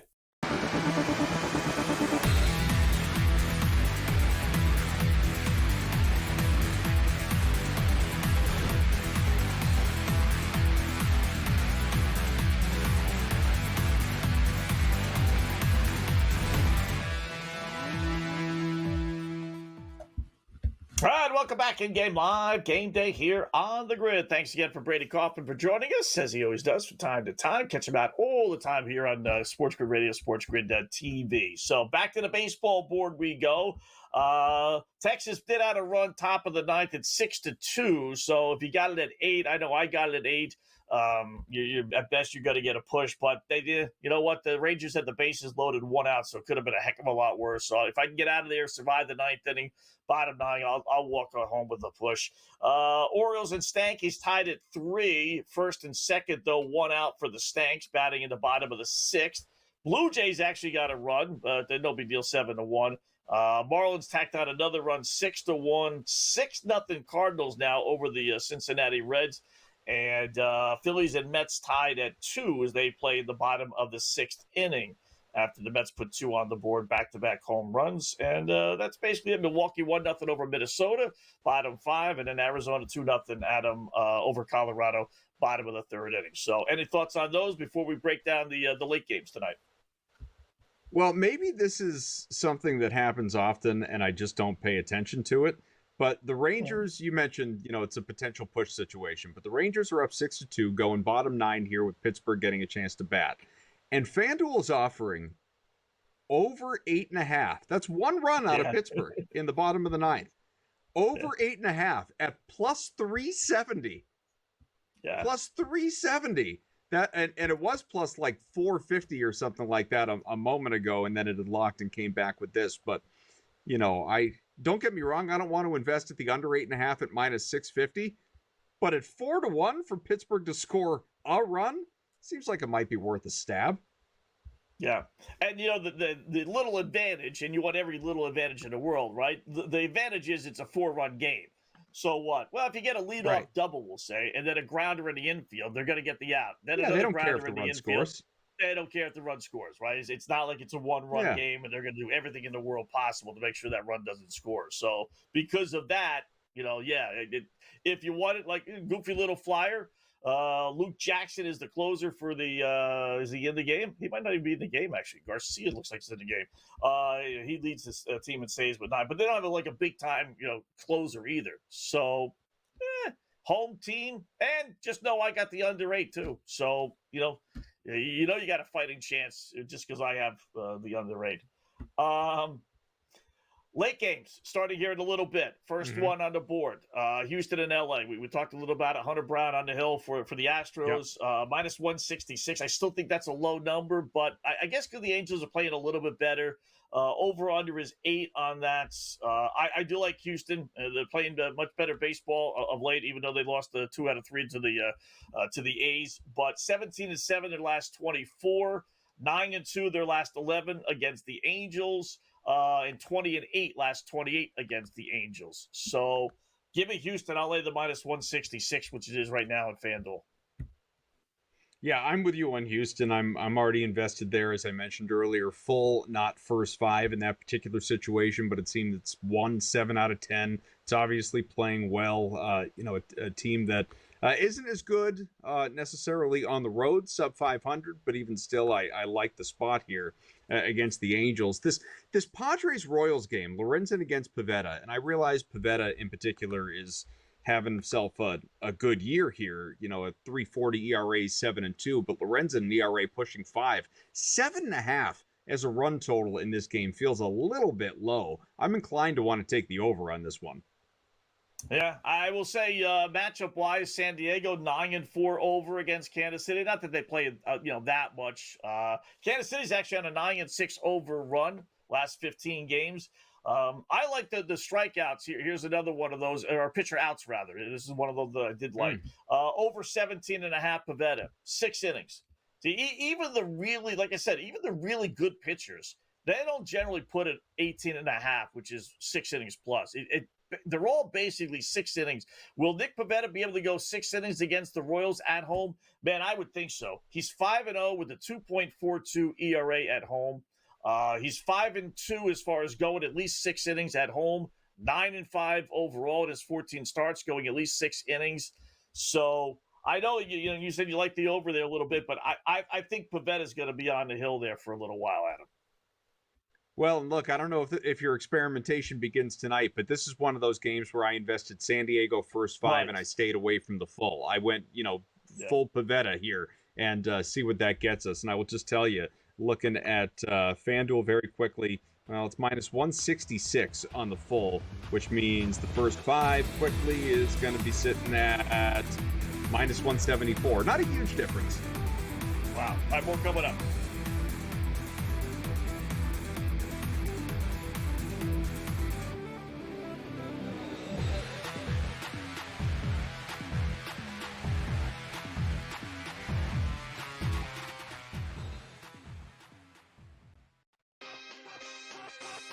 Here we go at Oakmont. Let's start with the course. What do we know about this course? How long is the rough, and does course history come into effect for you this week? The U.S. Open has always been billed as the most difficult test of golf there is on the planet. And I tell you what, it's often labeled as the most difficult golf course in the world is Oakmont. Game time decisions. Only on SportsGrid. We don't want you playing here. Can you move positions? Do something else. He starts the season like 0 for 150, it felt like, and finally finds himself in a groove at the plate, hitting 272. 15 home runs on the season? Now he's shipped to San Francisco. What is management going to do? Nobody who's paying you $313.5 million is going to hear anything from you. They'll figure out a way to get rid of you, and that's exactly what they did. The early line, only on SportsGrid. Every 5 days, it's really exciting when Skeens pitches, and it's terrible watching him pitch because every time he pitches, they don't score. Having him hit the lineup probably would actually help when he pitches. There's no way to do it because you can't, but yeah, it's beyond frustrating. And the numbers will tell you, the books have adjusted. Pharrell coast to coast, only on SportsGrid. Dial it back to his old days with St. Louis and Arizona.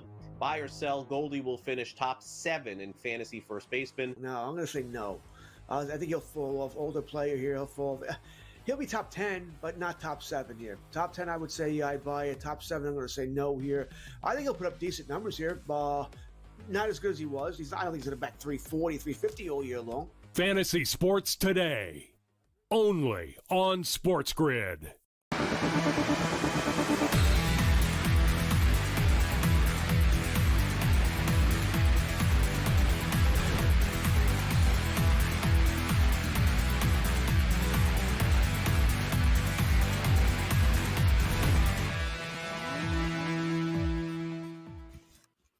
All right, welcome back in Game Live. Game Day here on the grid. Scott and Adam, hour number 2. Over in Pittsburgh, 6-2 is the final. They did get a runner on second base, yeah. And the center fielder, the guy we've been making fun of all night, believe it or not, was batting. And I'm like, you know what? This has got base hit up the middle, written all over it. And he hit a grounder to first base. First baseman made it like a major league play, right? Every once in a while, Adam, you see a play, you're like, okay, that's why these guys are in the majors. This was like a short hop, little skipper there, and he was about good 25 feet away from the bag. Pitcher ran over, kind of let him almost a little too far, but they got the final out. So, but yeah, 6-2. So I'll take the push, considering we had, only 2 runs to give in the final 5 innings or so. So I'll definitely walk away with the push on that one. What's going on? Phillies and Mets still 2-2. Nothing really has changed. So back to the game. Oh, Colorado scored a run, bottom of the 3rd. So 2-1 Arizona over Colorado. Diamondbacks still minus 230. Cleveland and the A's starting top of the hour. You got Bibby against Springs. Cleveland, minus 124. You see the graphics there. They were one of our 5 underlying trends. 10-1 are the Indians, Guardians against the Athletics over the last couple of seasons. Not bad there. They're only 4-9, Cleveland, of their last 13. Nice little 14-3 under run you see there. So if you don't like the game itself, maybe the under, 8? 9 actually, getting a halfway decent number. A's playing a little bit better. They were in that funk for about a month or so, but kind of like Colorado. They're capable of winning a game here or there. 9-14 their last 23, which doesn't sound good, and it's not. But they were would lose like 17 of 18, 18 of 19 at one point last month. So they picked it up a little bit. But I do like the under, even though the game is in Sacramento, which is very difficult to play an under in Sacramento, Adam. Yeah, I don't want to say it's quite blind bet territory because again, the offenses that we're talking about here, not that the A's can't hit, and I happen to know there are some people, including Brady Cannon, who joined us a little while ago, that is playing the team total over for the Guardians. So he's looking at one specific side as opposed to the full game. But I got to tell you, man, if I'm seeing a 9 total in Sacramento, we're close. We're on the verge of blind betting a number like that. When it's a 10, 10.5, 11. All right, well, show me who's playing in the game, who's on the other side, who's the visitor. But 9, 8.5, numbers like that, I almost have to just go with the over and see what happens because of the trends that we have seen in this little bandbox of a ballpark here to begin this year. Yeah, 24-14-1 over is Sacramento. Third best over team behind Toronto and the Dodgers. I would like for a site, Adam, to do it based on the number. Like, what is Sacramento when the over-under is 9 versus 9.5 versus 10, 8.5? That would be interesting just to see, because you're right. So this is where you throw out the pitchers, right? Which I do a lot of times. I don't care who's pitching. What's the difference? Bullpens are going to come into play. Bet the bullpens. You want to give me a 9? I mean, it's not exactly like Bob Feller on the hill there for the for the Guardians, right? So trends say under. Are you allowed to still say Bob Feller? Does it need to be like Barry Zito? Tim. There you go. Yeah. Does it need to be a guy like that? Mark. It's not Mark Mulder on the mound. Some dude. Right. Yeah. John Lester in the 5 minutes that he was there. I'll go Lighter Blue or Ken Holtzman. But yes, not one of those guys. So it's not. Speaking of it's not pitchers, Dennis Eckersley, the starter over there. Right. Speaking of decent pitchers, you got the Mackenzie Gore on the hill. You don't see this line too often. I know it's 2-1. It is, or at least it was. Let me just double check and see. Actually, it's down to -180. The Dodgers at home with Hall of Famer. Do you want to say that? Clayton Kershaw, potential Hall of Famer on the hill against the Washington Nationals. Right. I mean, at this point, Nationals have lost 11. Let me you know what? Let me check his numbers real quickly. Dig into the baseball reference real quick? Yeah, exactly. There you go. Great website, right? Give him props. Yeah. Clayton Kershaw. I think he's under. I mean, look, he's not a 300-game winner, obviously, but nobody is anymore. Yeah, but a 2.5 career ERA. He's pitched almost 20 years. He is a former MVP, Triple Crown winner, 3-time Cy Young, 10-time All-Star, has a Gold Glove, a championship, won the ERA title 5 years. And if you want to, Baseball Reference does this, you can look at his MVP case based on comparable players. If I can scroll down far enough here, similarity scores for his career. Yeah, I mean Pedro Martinez, Max Scherzer, Roy Halladay. His Hall of Fame monitor has him. So here you go. If you want to buy into this on Baseball Reference, his Hall of Fame monitor gives him a number of 211. You're probably saying, what the hell does that mean? Well, a likely Hall of Famer has 100. So Baseball Reference is telling you that he is a no doubt about it Hall of Famer. Yeah.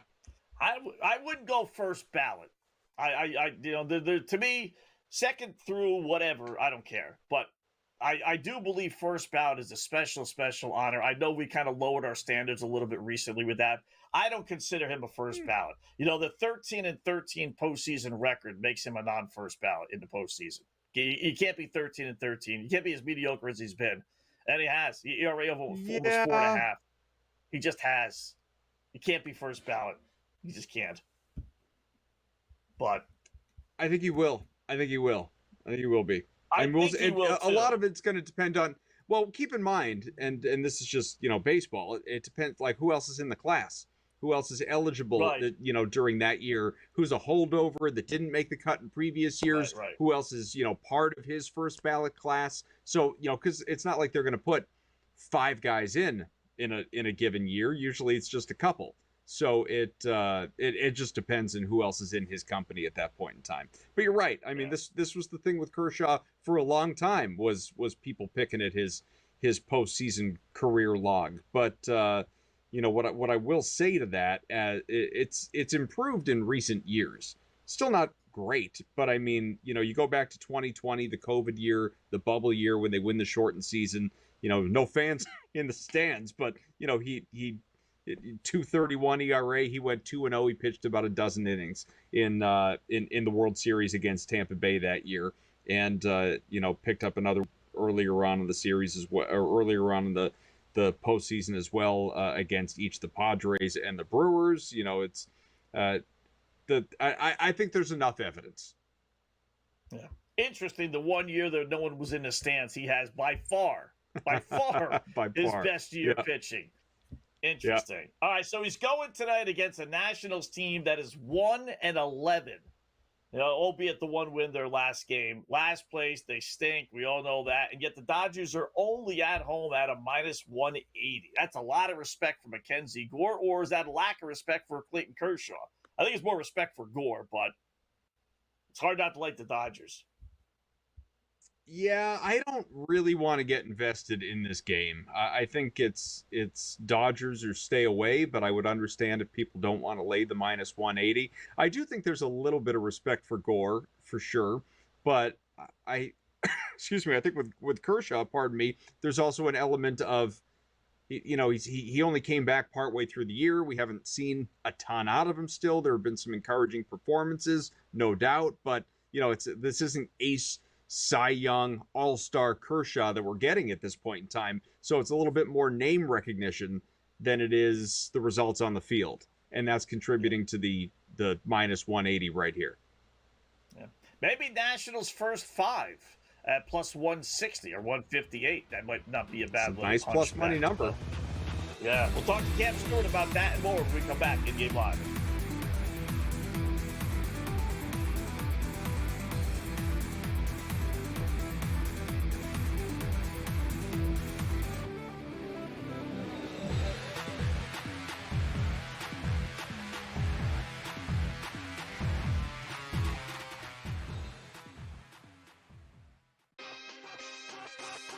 Here we go at Oakmont. Let's start with the course. What do we know about this course? How long is the rough, and does course history come into effect for you this week?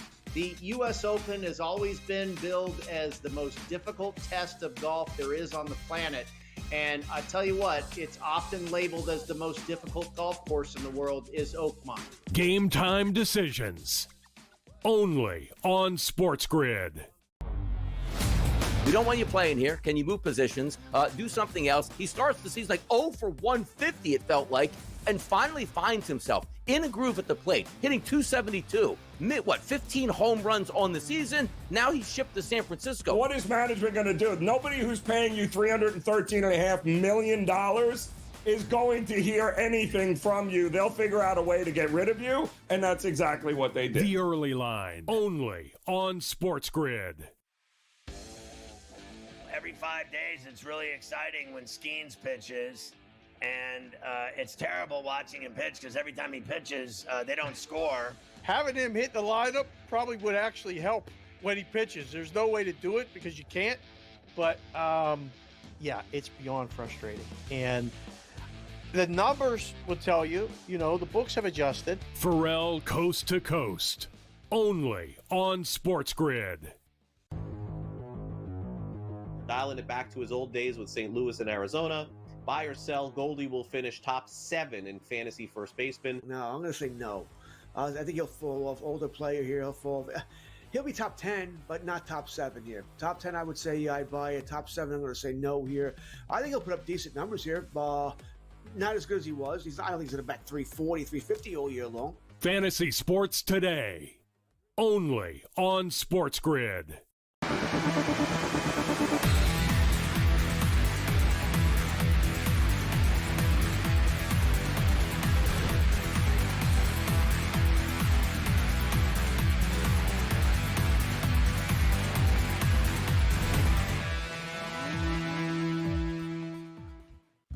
welcome back in Game Live. Game Day here on the grid. Scott and Adam, hour number 2. Got a couple scoring changes here, so let us get to those before we bring in our good buddy bring our good buddy Cam Stewart.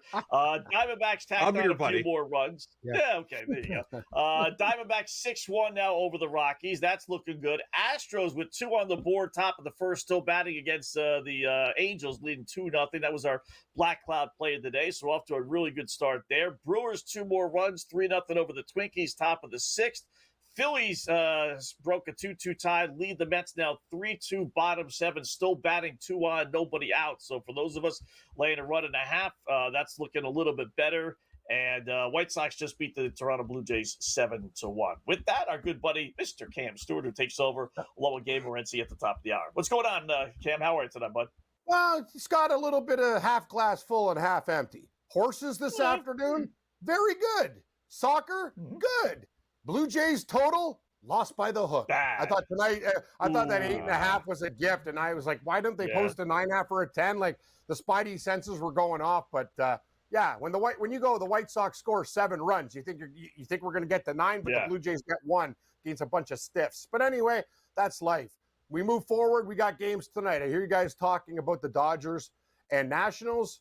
I love Mackenzie Gore. And Scott, I'm one of those guys. You're like, Dodgers are nothing. I'm like, Nationals are nothing. I'm willing to be that guy. Kaufman knows, he's worked with me. You know well enough. Like my play on the Pacers and stuff. I get it. You're getting the Dodgers at this price, and it's fantastic. But Mackenzie Gore has shut down everybody this year. They're still dogs. Plus 1.5, first 5, game. Three spot with the Nationals. I don't care. They're colder than my freezer. But I'll tell you, this pitcher, he could do it. I know the worst is, though, Scott, those first 5 inning bets you think are locks. Something weird happens a lot of the time. But I got to play it because anything's possible with the Nationals bullpen. And on my site, I only got to pay 25 cents for the plus 1.5. And that's good enough for me. So I'll take a shot with the Nats tonight. I know their team is not great, but I love their starting pitcher. And if you can go 6 innings, 7 innings, I think we can get there. Isn't the bigger problem, though, and I get what you're saying about backing Gore, especially when you get a plus money number on it. He's got the sub-3 ERA, and you're right, he has been very good. He's also 3-6, which I realize is not specifically his problem. It's a lack of run support that his offense is giving him when he's out there pitching. But who's to say that doesn't continue today with Kershaw on the other side, who's getting better by the start? Yeah, it's interesting, too. You look at this total, I actually kind of lean under in this game, right? Like, the Nationals' offense isn't great, but I don't think the Dodgers will get a lot off Gore. If it's going to get there, it's probably going to be, after the 6th inning when the bullpen guys come in, and both bullpens are susceptible. Washington's isn't good, and the Dodgers still have some holes. So that's the problem when you're betting a total low like this, but I think we can get the under, too. I have a lean to the under. I might play it, but if these starters go deep, I think we'll be fine. Other game, I forgot I'm working with what is this? Nesson, Wetzel and Kaufman, Boston's finest. It's New England Sports. No, it's SportsGrid. I like the Giants over your Red Sox. There. I like the Giants too. Scott over here is the one that put the Red Sox in his parlay. Oh yeah, you can't put you guys together. Hey, it's Larry from Boston, line 1. Tom from Boston, line 2. Here we go. It's the Boston lovers. Together. Sully from Southie strikes out 4 times. Yeah. At least you guys are happy. You've had many good years. I've had just simply lean years. Yeah. You guys have done fine. Good years. It's been a little bit. Yeah. You got. We're entering the lean years. I've seen one title in my adulthood, the Raptors, and when I was a kid, I got to tell you, Adam. How old were the Blue Jays? Yeah, I had the best. People still talk about my keg party when the Jays beat Atlanta for their first World Series title. My dad had like one of those touch them all, Joe. TVs. Oh yeah, no, versus Atlanta, the first one.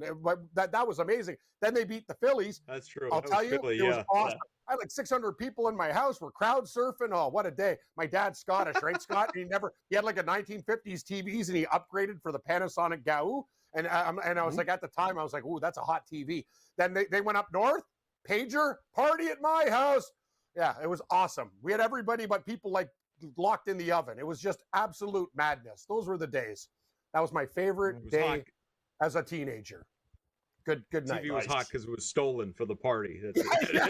I got off some Scottish grifter and like a deal. I'll give you like yeah. You want this freezer of meat? Yep. What's up there, Scott and I have been doing this show for an hour and 49 minutes. We haven't even mentioned the NBA Finals, and we got a Game 7 coming up here on Sunday. Look, I'm you alluded to the Pacers. I'm sure you're on that side of things because you like to go dumpster diving with the dog. And look, it's a Game 7. Anything can happen, obviously. It's a 50-50 coin flip kind of game. But is it? Because it's in OKC. Thunder are heavily favored, 7.5, 8.5, depending on where you look around, obviously. You know, and we know how good they are off a loss. I think 18-2 this year, coming off a loss. Do you think Indiana is the one that emerges victorious, though? I don't know, man. I'll tell you one thing. I don't like the way Oklahoma City played the last game. And Rick Carlisle did some things to them. They switched up their defense, and it really rattled SGA and the scorers of that team. They weren't very good. But I get it. You're right, Adam. When they play at OKC, it's a whole different ball game. But here's the deal. I told Scott about this, and me and Gabe talked about it last night. We really broke down the numbers. By Indiana blowing them out, have you seen the money line? They're 7.5-point favorites, but it's only 350. I got Indiana in my back pocket at 12-1 on my offshore. So I can actually do a little bit of hedging, some creative math, and figure out how's the best way to attack this game to get it on both sides. I was worried about the spread being 9.5 with like a -5. You know what I mean? Like the fact that it's still in a reasonable number, a 12 compared to a -350, I got room. So that's where I got to tell you, though, I got a feeling that the Oklahoma City Thunder win, but the Pacers cover. I think it's going to be an epic game. Like, I think the Pacers did a lot the last, you know what I mean? Like, they're asking Oklahoma City to win by 8. I'm not sure. I think they'll probably win by like between 3 and 6, like with free throws at the end or big shot. Hey, the Pacers are live. Like, I believe in this team. They played great the last game. See if they can keep it up. So you're going to hedge right now with your 11-1 ticket? I don't know, Scott. I always go, Wetzel. Yeah, but this is a big hedge. Like, I got to think about it. I got a lot of irons in the fire in golf, too, Scott. A lot of math to work out. That's more reason to hedge. Take the money and run. Grab it. Like here's that Denny McCarthy, 28-1.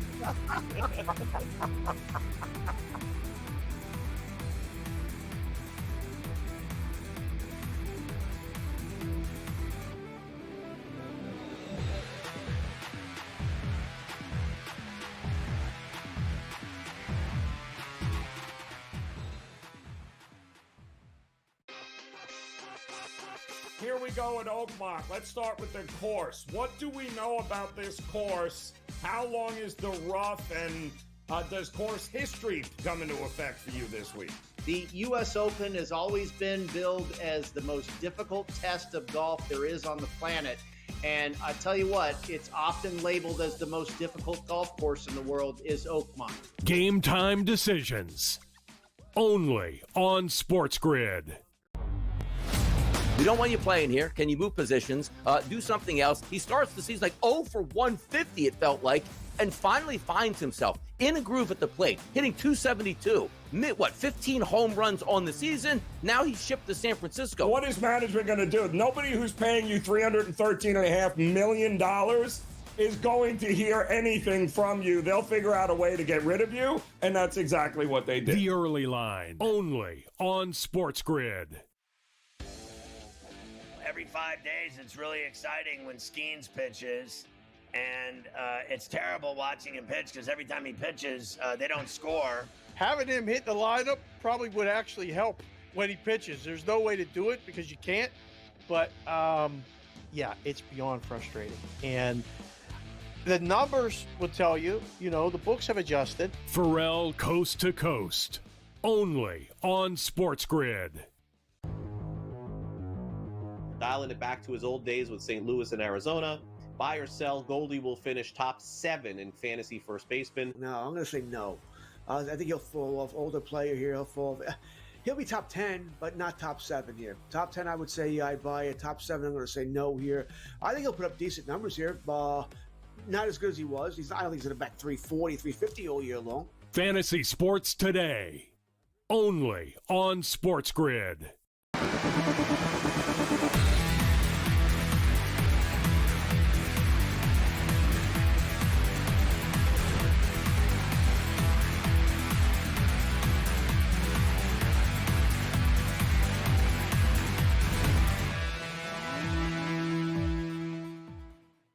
All right, welcome back in Game Live. Game Day here on the grid. Thanks again, Cam Stewart, for joining us. He'll take over along with Gabe Morency, top of the hour. There is a really crazy story developing in baseball right now. It's kind of wacky.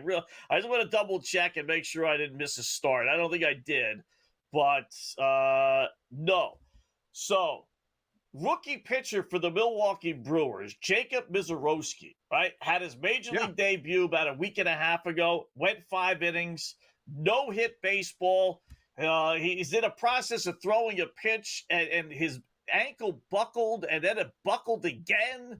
Long story short, he had to be taken out of the game after 5 innings. He threw 81 pitches, so he wasn't going to go the distance for a no-hitter, right? So that's a week and a half ago on the 12th. So why bring it up? Because he's pitching again tonight. How's he doing? Well, he's throwing shutout baseball. He leads 3-0. How else is he doing? He's throwing a no-hitter again through 6. This guy has made 2 starts. So he hasn't given up a hit in the majors through like 10 innings? Yes, exactly. 11 innings. He is not. What is that's got to be major league record, right? It's got to be. It's got to be damn close. I mean, you know that not, some dude is going to lead off the 7th inning with a hit now, but... Yeah, I know, right? So, but how crazy is that? Oh, in fact, I think he's out. Is he out? Let me see. Wait, well, he's out of the 6th, so Brewers are back. So they went top 7, so yeah. So let me see. How many pitches is he throwing, though? He's at 80 pitches. So he could get one more inning. I don't know quite to the degree they're massaging his innings, but... Yeah, that's nuts. That's crazy. Right. 11 innings and no hits. I mean, we knew that he was one of the best prospects in all of baseball. Right. But, I mean, right now he looks like Nolan Ryan. Yeah. I mean, it's just like, wow. So 80 pitches. Let's say he gets through 7 at 90. Let's say he gets through the 8th at 100. You got to let him pitch, I don't think they let I don't think they let him go that far. You're right. He's actually got a perfect game. Yeah. 3-0 lead. Yep. I've said this before, Adam, and I'm 100% serious. I'm not joking. Let's say he gets through 8 innings, 100 pitches, right? And let's even say it's a 3-0 lead, nothing more. I'm telling the guy, listen, I'll tell you what I'll do. I'll throw you out there for the 9th. You throw underhanded or just lob it like you're an outfielder. Throw it 50 miles an hour. Just throw the ball over the plate. And first hit you give up, I'm taking you out of the game. But who knows? Maybe these mopes hit the ball right at somebody. We've seen that happen before. We've seen tons of time where the outfielder comes in a 15-0 game and they just hit the ball right at someone and it gets down 1-2-3.